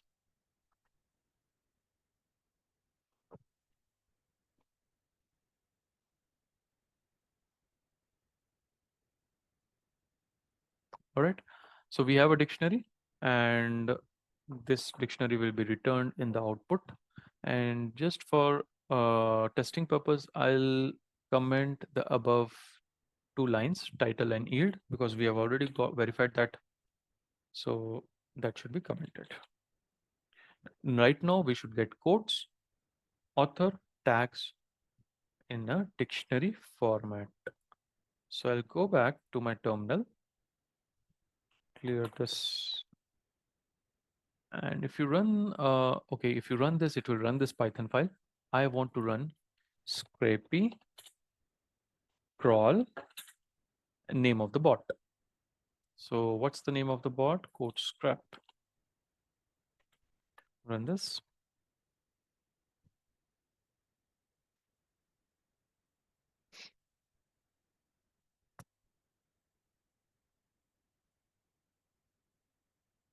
Meanwhile, guys, if you have any questions, please let me know. Okay, it's finished execution. If you see over here, okay, I can get information, but there's a lot of chunk values. Let's say tags. Okay, let's talk about the first dictionary over here. This is the quotes, and this is the quote value. I mean, this is the key, and this is the actual quote. Author is fine, but for tags, you're getting a lot of um backslash n because there were empty spaces over there, isn't it? There were empty spaces over there. No problem. What we can do is, okay, this is very simple thing in Python. If you have to remove empty spaces from the start and from the end or anywhere in between, preceding, trailing, or somewhere in the between, okay, you can use any of the functions like strip. You can use replace also, provide the space as a value and then replace it with empty string. So I'll leave it to you. Why? Because you can implement this entire project and then implement this one additional functionality wherein you are getting tags. And over here, if I see, but there's one problem over here. The tags are not present. In fact, these are empty spaces. I just figured this out. For any one of them, tags is not present. Correct? So let's go back and see how we can resolve this. So we say div dot tags, right? That was our identifier or selector. Div dot tags, and we went ahead to find the text of it. I think it should be only tag, guys. Sorry, it should be only dot tag. Not tag. Sure, absolutely. Even I was on a very similar point that we can make use of all the dot tag over here, and we would get that required a dot tag or just dot tag. It will work any which ways. So I'll say a dot tag. Oops, sorry. And it is tag, not tags. Okay, a dot tag, and we are interested in getting the text of it. Okay, no problem. Let's run this one more time and see if we are able to get the required output. Scrapy crawl codes to scrape.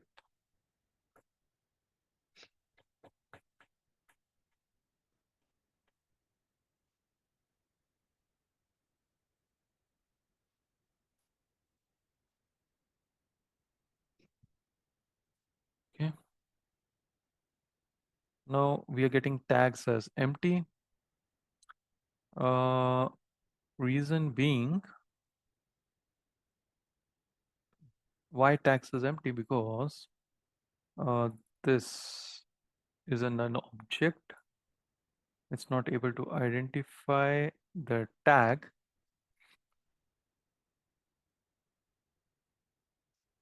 Mm, mm, mm, mm. So it's not able to identify the tag. So let's quickly see. Okay, there are multiple tags over here, right? So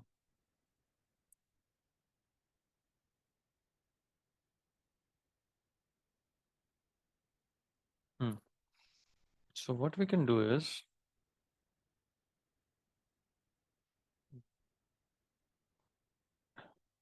this codes.css a.tag, we can check it in shell to see if it is giving us the right response. So what I'll do is response. Oops, I'm not able to write, or have I accidentally written it somewhere else? No, all okay. Hmm. So I'll go back to the shell and I'll say response.css. Over here, I'll say 8 dot. Just give me a moment, guys. Someone at the door. I'll be back.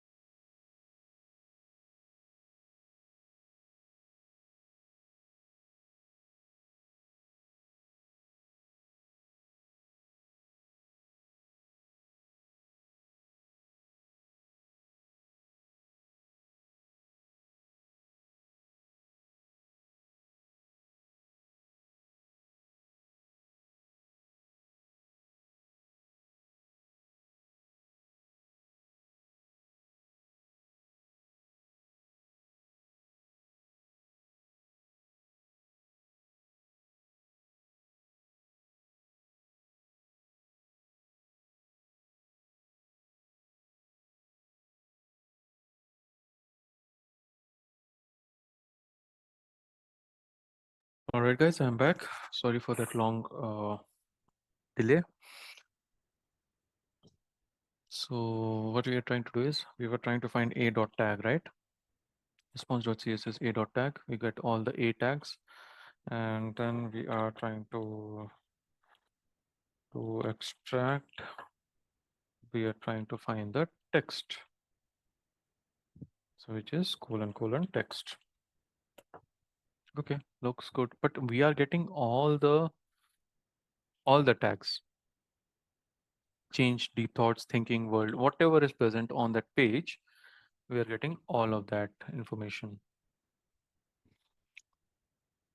So here in the script, we are saying quotes. So instead of response, we write quotes, dot css, a dot tag, text, extract. Exactly, we are writing the same thing, but we are not getting the right responses because there are multiple tags, not one tag.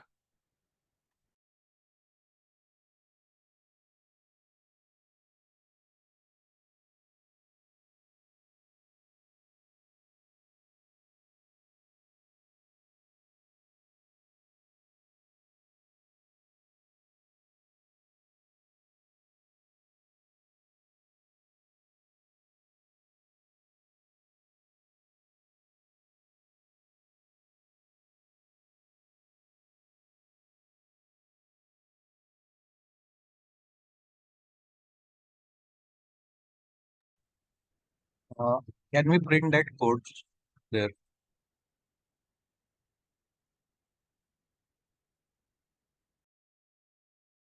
Sorry, I was on mute. I'm not sure why it happened. So what we're trying to do is we are trying to get all of these things. So we are over here, we are getting all of the values. Okay. But these values are multiple values, not single value, like change, deep thoughts, thinking, world until this point. And a single variable, I think, cannot hold multiple values. Getting my point over here. Tags is a variable, right? So tags cannot hold multiple values. Change, deep thoughts. These are different. Even over here, you can see multiple values over here. To hold it, you need a list, isn't it? So tags needs to be a list actually.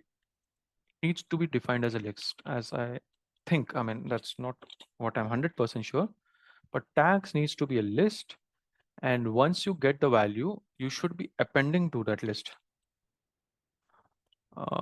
So like this, somehow like this. Let's quickly run this to see if this approach works.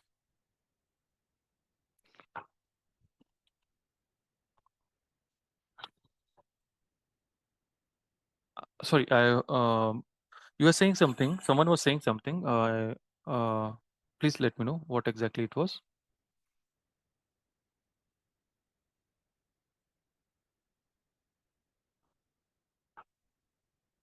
Here, if you see, okay, now we are good, isn't it?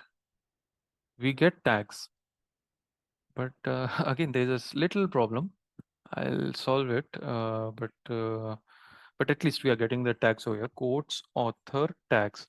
And the little problem is, okay, this is a list. Abilities and choice are also coming. Okay, for J.K. Rowling, change, deep thought. Okay, this is from the first quote. It is being appended to the second quote. See, abilities and choice are for the second quotes.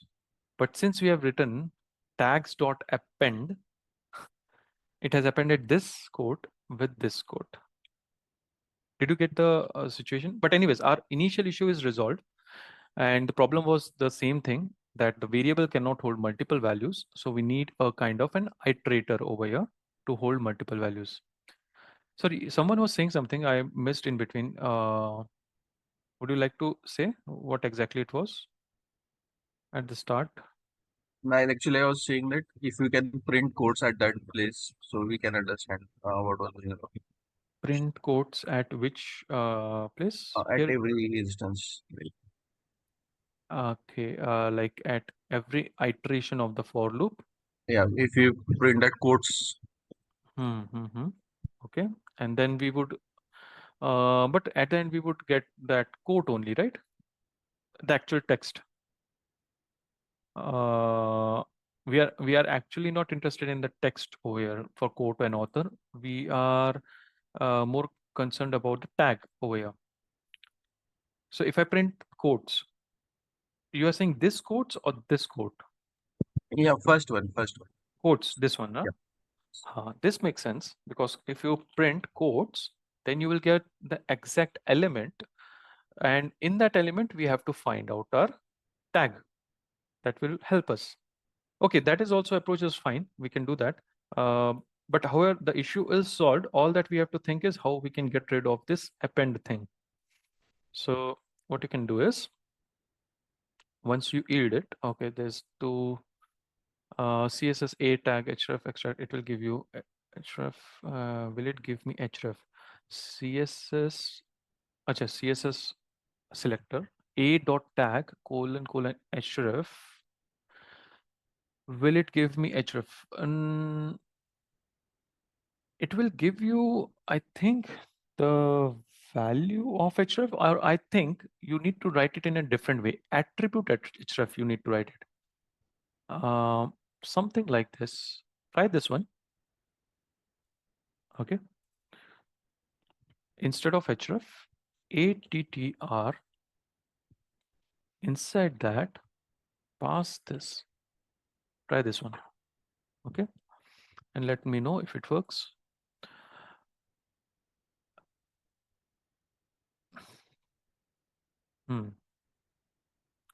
So that's how it is. And then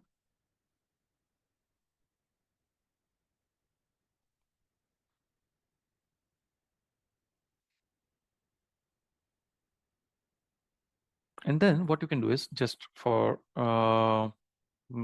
resolving this issue, you can again specify each time. This can be within the for loop, in fact. Okay. And if you run this script one more time, now if you run this, hopefully the issue should be solved. Okay, still working.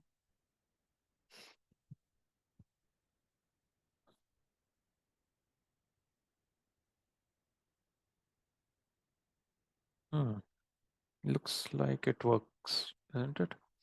Change deep thoughts, thinking world. Change deep thoughts, thinking world. First quote. Abilities and choices is the second one. Perfect. The third one again. Okay, looks good.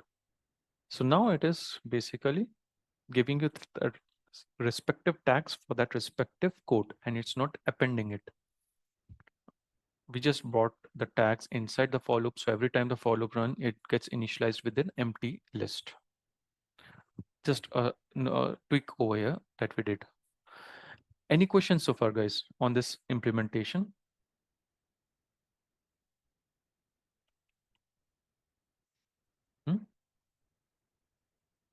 No questions? No. Okay. Actually, I'm still not convinced with tags equal to list at tags.append codes.css. It should directly, we can assign directly one value to that tags. To the tags variable. We tried that, right? Initially, the same situation. We wrote it in this way. Instead of this tags.append, what we did was we mentioned is equals to like this. This was our Can you original put some other variable name and try to other variable other than tags. tags? Yeah. Let's call it as tags. Okay, and let's comment this out. Let's copy this, paste it over here. Correct. So we have a variable. We are not changing anything over here. Everything is same. Okay. Let's run this one more time.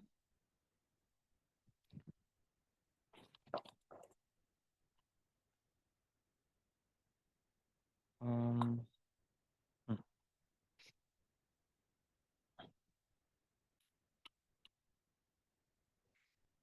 Okay, it's done. Mm, yeah, it's coming the same way. Let's say what was the first quote? Oh yeah, Albert Einstein, adulthood success value. Adulthood success value. Is it the tag for the first quote? No, it's not. Adulthood is not the tag. In fact, it is change, deep thoughts, thinking, and world. And this is our first quote, right? Try not to become a man of success.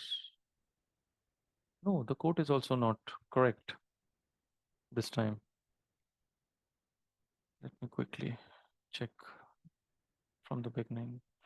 Ah, the world we have created is this. This is fine. Author is okay. And this is the exact change, deep thoughts, thinking word. I think there were repeated quotes. I think Albert Einstein has two quotes. Oh yeah, here it is. Okay, that's why there was a confusion. But anyways, this important thing that we just saw is that the name of the variable is different. So to my surprise, it is basically getting conflicted with this keyword over here. Is it that's what your thought behind changing the name of the variable? Yeah, I think I guess. Yeah. Mm. Uh, okay. Fair enough. I mean, that was a very valid point, and this way we resolve this issue, or the other way that we saw was through list. But yes, we have to be very mindful over here with the name of the variable that we choose. It should not conflict with any of the reserved keywords. Like if I would have used text as a variable name, again there should have been an issue. Okay, but I remember, was it tag or tags? It was tag, right? Initially I had kept it as tag, right? Or tags. Let me quickly No, it see. was tags. Tags. Yes. Okay. It was tags, right? So tags should not get conflicted with this because this is tag, this is tags. So ideally the variable name is different. If I run the same script, which was this one, commenting this list and all, I should get, sorry, not this one, this one. Tags. So then I should get the same response, which was not correct, right?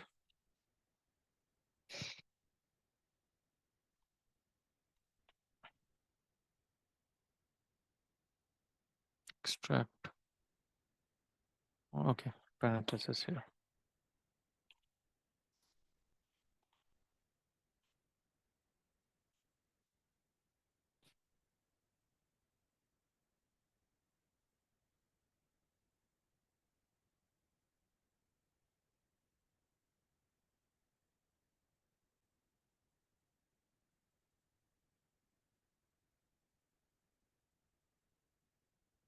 Strange.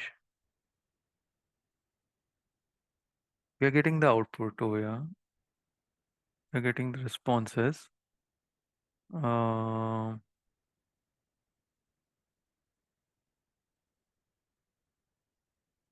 you can see over here the output that we're getting with that same thing, tags.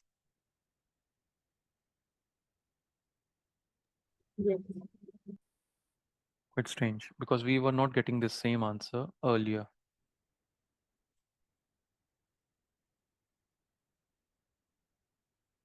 Uh, I'll need to check on this, guys, because the same approach we tried it. So I'll keep a note of this. But anyways, we have the solution. We have the way of implementation. It's just that there is some ambiguity related to the approach of solving this, which way is actually correct. So this was one way. Another one you mentioned was create a new variable. Just keep a note of create a new variable for tags. Okay. And the third one, which I thought of, was through list and all. which is this one. Okay.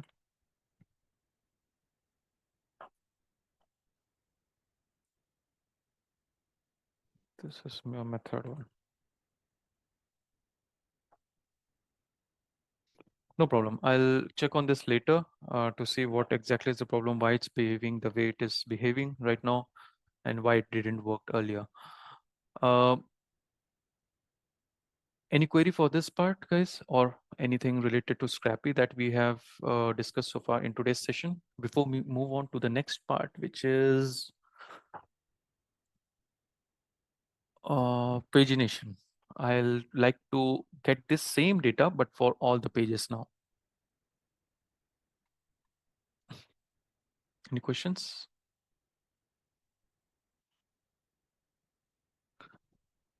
All right, no questions, then we'll move ahead. Now there is, okay, I'll have a chat. Thank you for confirming. So there are two ways of crawling through multiple pages using Scrapy. One, I initially discussed at the start of session, that this Scrapy framework has a provision of a spider. Spider is meant for scraping the data, and a crawler. Crawler is meant for crawling the web links. Okay, so you can either crawl through the crawler feature that we have, but I'll use that feature a little later, maybe tomorrow, day after tomorrow, because that's a very straightforward way of doing it. You and another way is itself inside the spider script, like this script which we are creating, you implement the pagination logic over here, which means that you navigate to the page, like you navigate to this next page button over here, get the href attribute value, and then send a request to this, move to the next page, so on and so forth, until the point you don't have a new page to move ahead with. Are we getting this situation?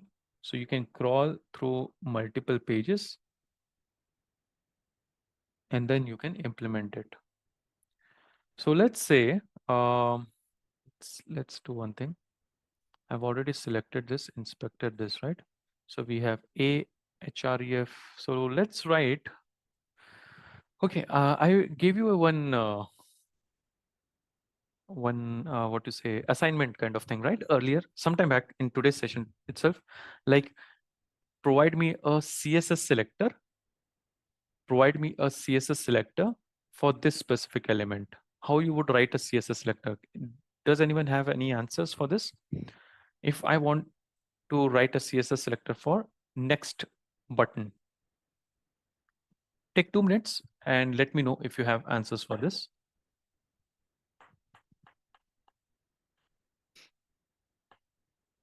Is it fine? I mean, you guys giving it a thought, right?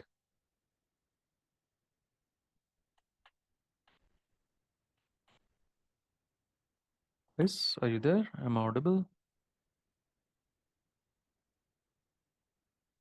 So the situation is we need CSS selector for next button for this website.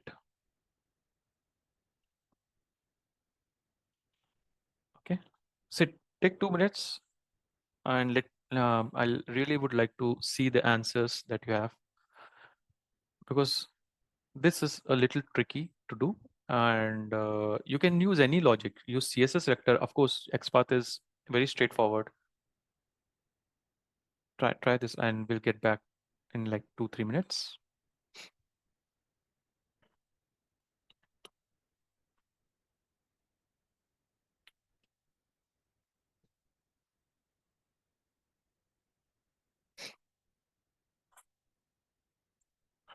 And if you have answers ready, just post it in the chat window, guys.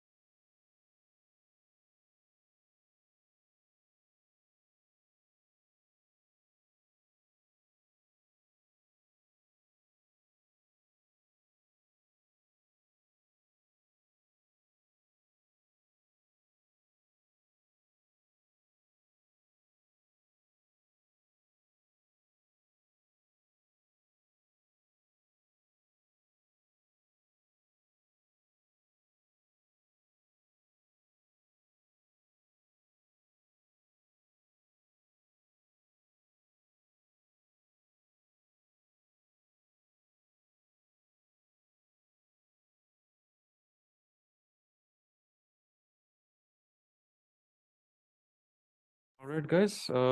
Any answers? Li next A. Okay, let's check. Li next A. So it should give me Li next A should give me href. Let's see. Where is my editor? Oh. I'll go back to the response. Response.css. Li next A. It's giving me this. But then how to get the href? I need this value, page 2.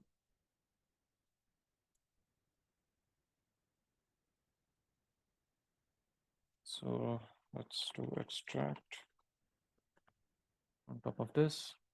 So get this value. Okay, li next a response to li next a attribute href. Okay, this is also one way. You can use the get method on top of it. I'll just make a note of this. Okay, from the first method, we are getting it this way. We are getting the element, web element. We have removed the selector query using the extract method. And now we are getting the web element.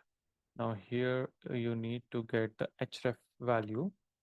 Okay, so next what you can do is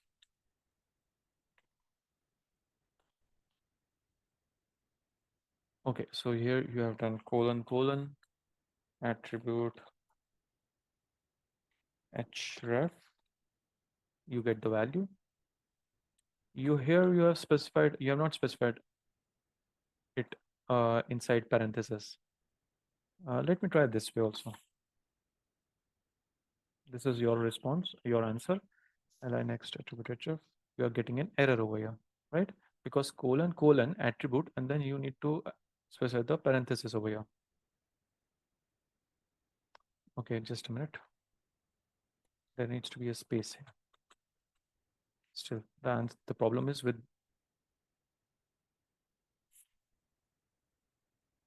this one.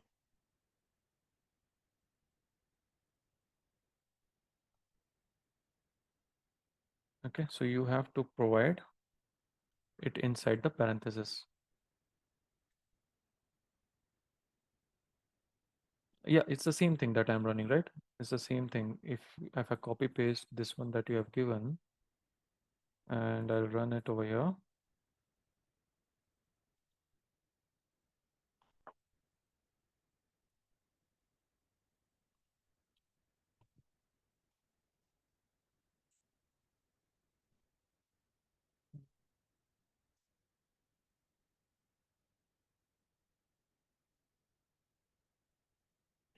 Scrapy shell and then URL.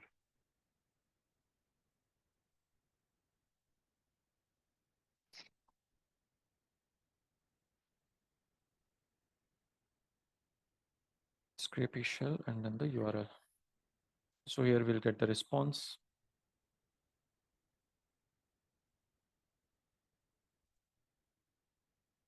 Inside single quotes, we should give, I guess, okay, let's see. So now you have this answer over here. Okay, this answer is correct. Okay, let me first tell the first one, whatever was the first one, this is correct. And through that we can get the href value. We saw that earlier also. So here all this answer is correct.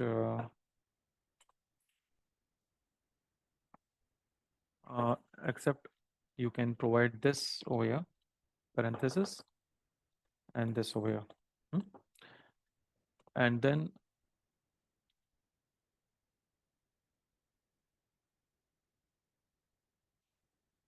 quotes. That's missing. And then you can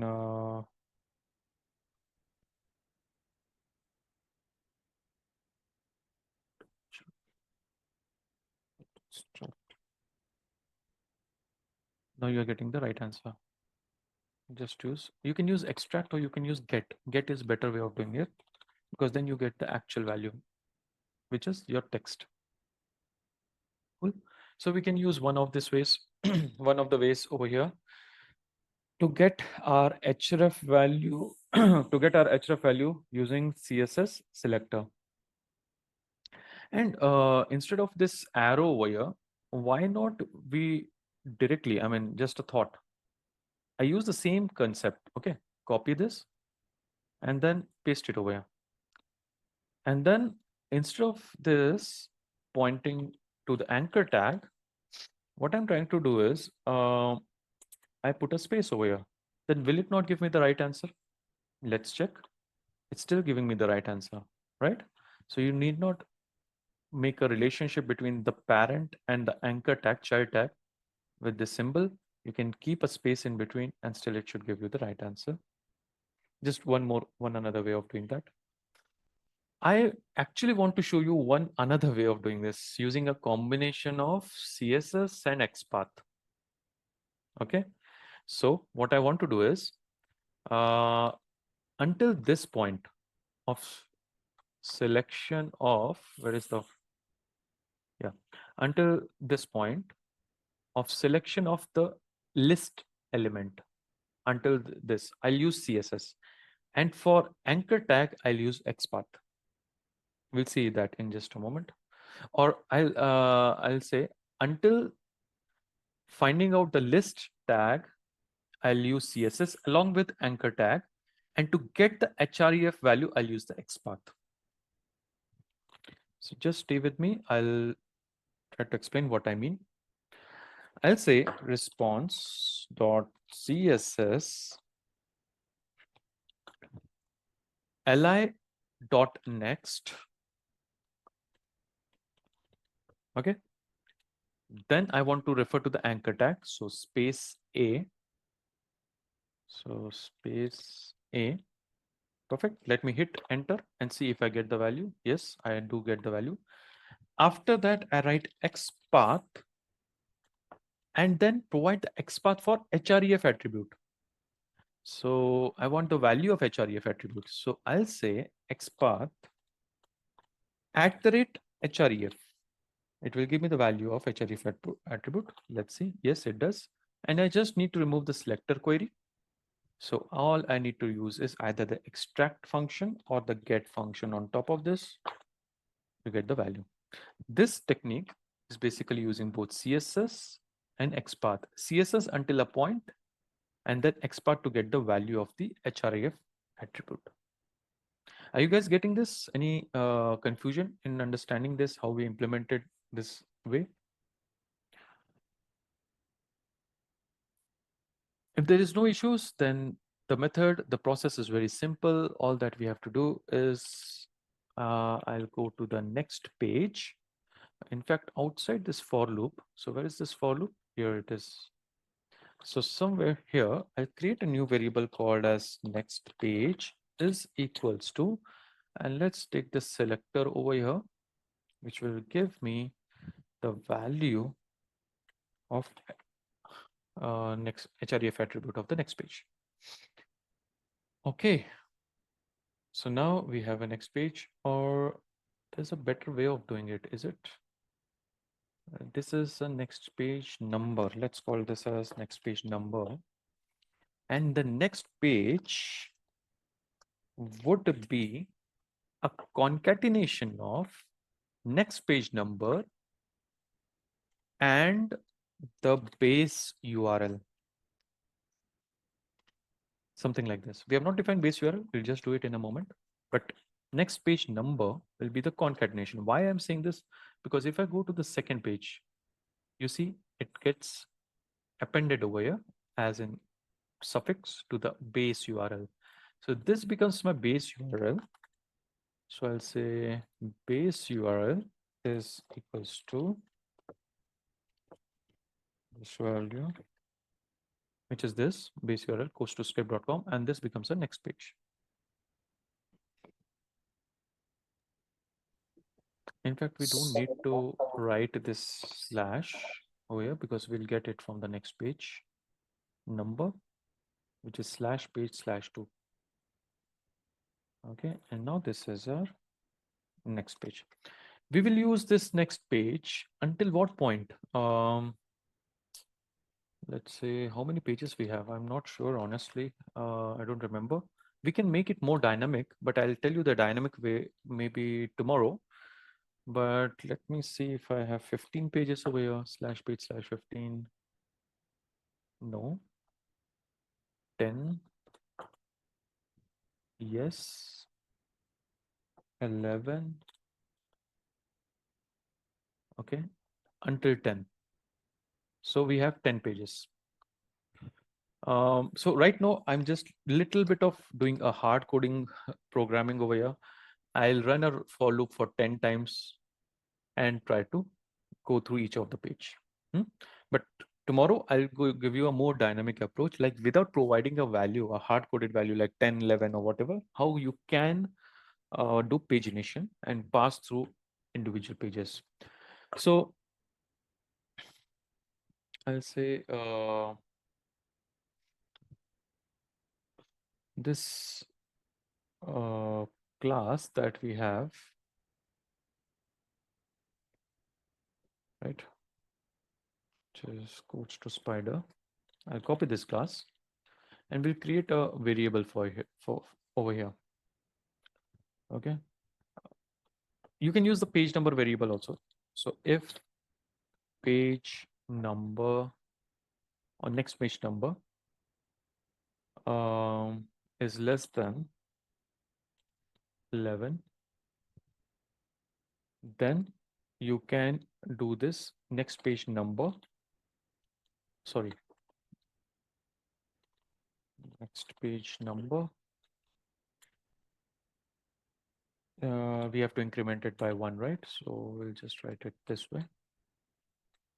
And then you have to yield. Why you have to yield? Because you have to send the request to the new page, right? So then you will say, basically you will say response.follow, response.follow. Just give me a minute, guys. Response.follow, and here you will provide the value of next page, comma.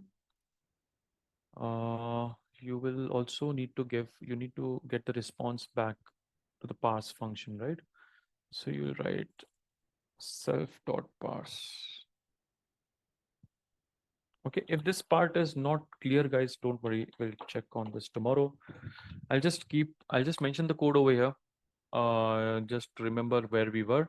So what we are doing is we have constructed the next page from the base URL plus next page number. We're checking the next page number.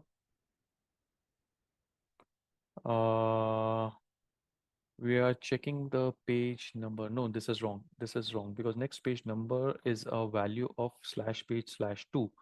Okay, so we need to get the number over here. So if that is less than 11, we'll increment it and then we will get the response. Response.follow, basically, we get the response from that next page. This function response.follow basically gets the response for the next page, and then we are calling this as a callback function. This is nothing but a callback. Okay. So what we are saying is, once you get the response from the next page, call this function again, which is self.parse, which is nothing but this. What it will do is it will again call this function. Again, it will run for loop. It will get the code tag, code author tags, and it will yield that. It's so on and so forth until then, until when it will go to 11th page.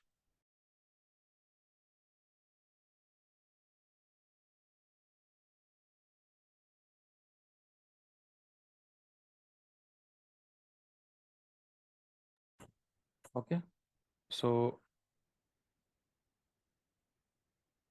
I think we can complete this code tomorrow with, there needs to be a slight change over here. Next page number, we need to provide the exact page over here, like a numeric number, and then we can perform this iteration. All right, with that said, I'll wrap up for today. Any questions so far, guys?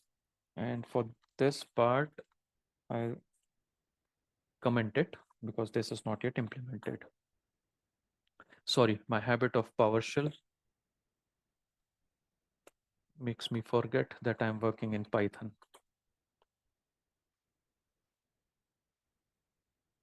Okay, all right. So now, any questions so far, guys? Okay, no questions.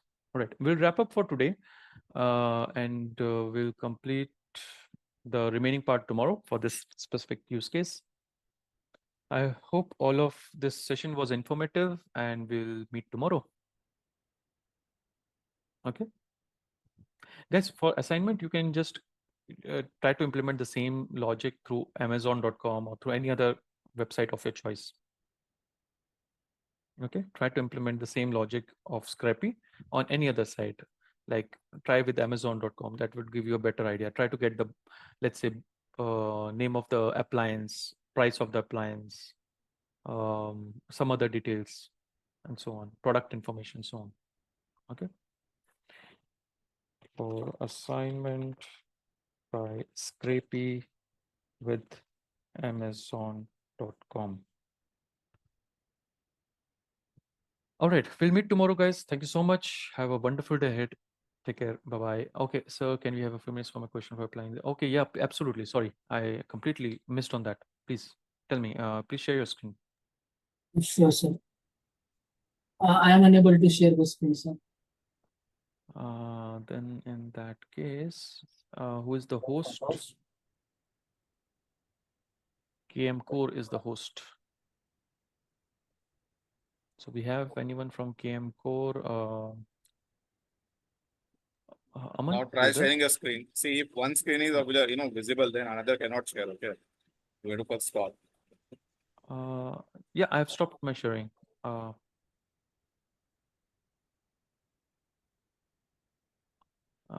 My screen sharing is stopped. Is Yes, sir. anyone?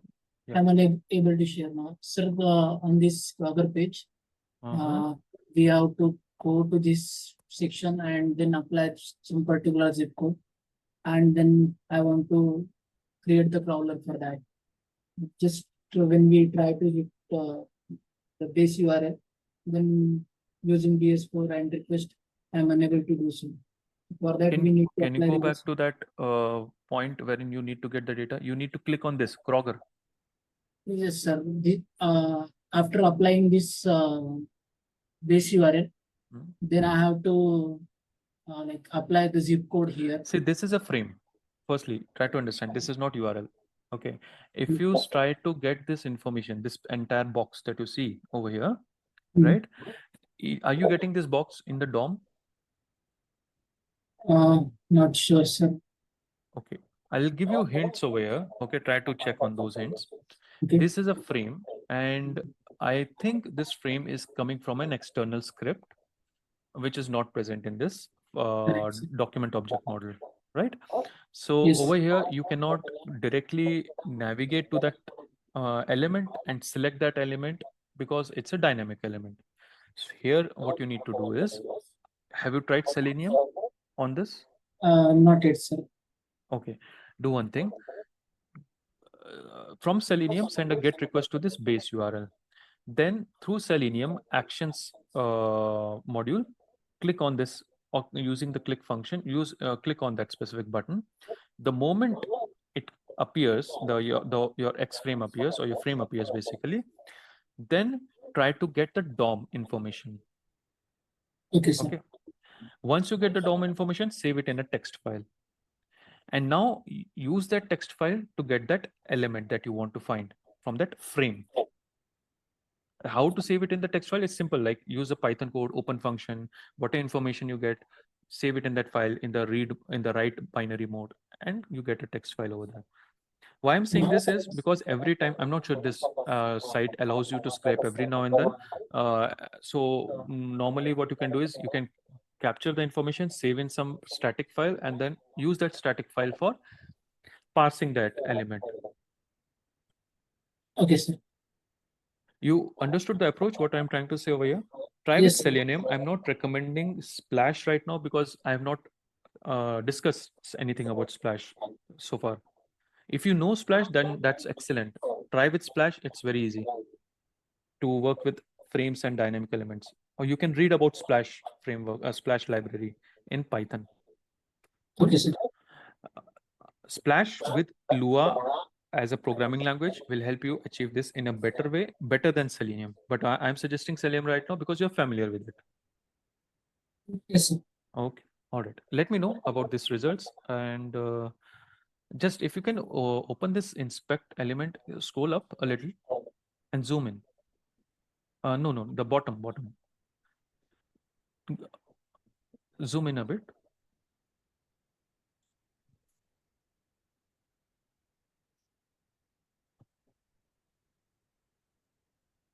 Can you search for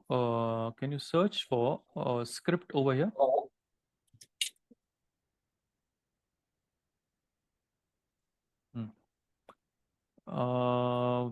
Scroll up a bit. That's it. Title. Put the name. Okay. Little bit up, just one step up. That's all. You are at the per touch icon PNG meta names. Okay. Now minimize this part and show me that exact button wherein you were trying to click. Exact button in the UI wherein you were trying to click. Where it was? Here, shopping at. Okay, all right. See, I mean, mostly so what I understand is this is coming from that script only, but try this Selenium, this should work for sure. Okay, sir. Okay, let me know about the results. We'll discuss. Okay, Sure. guys, thanks so much. Any other questions?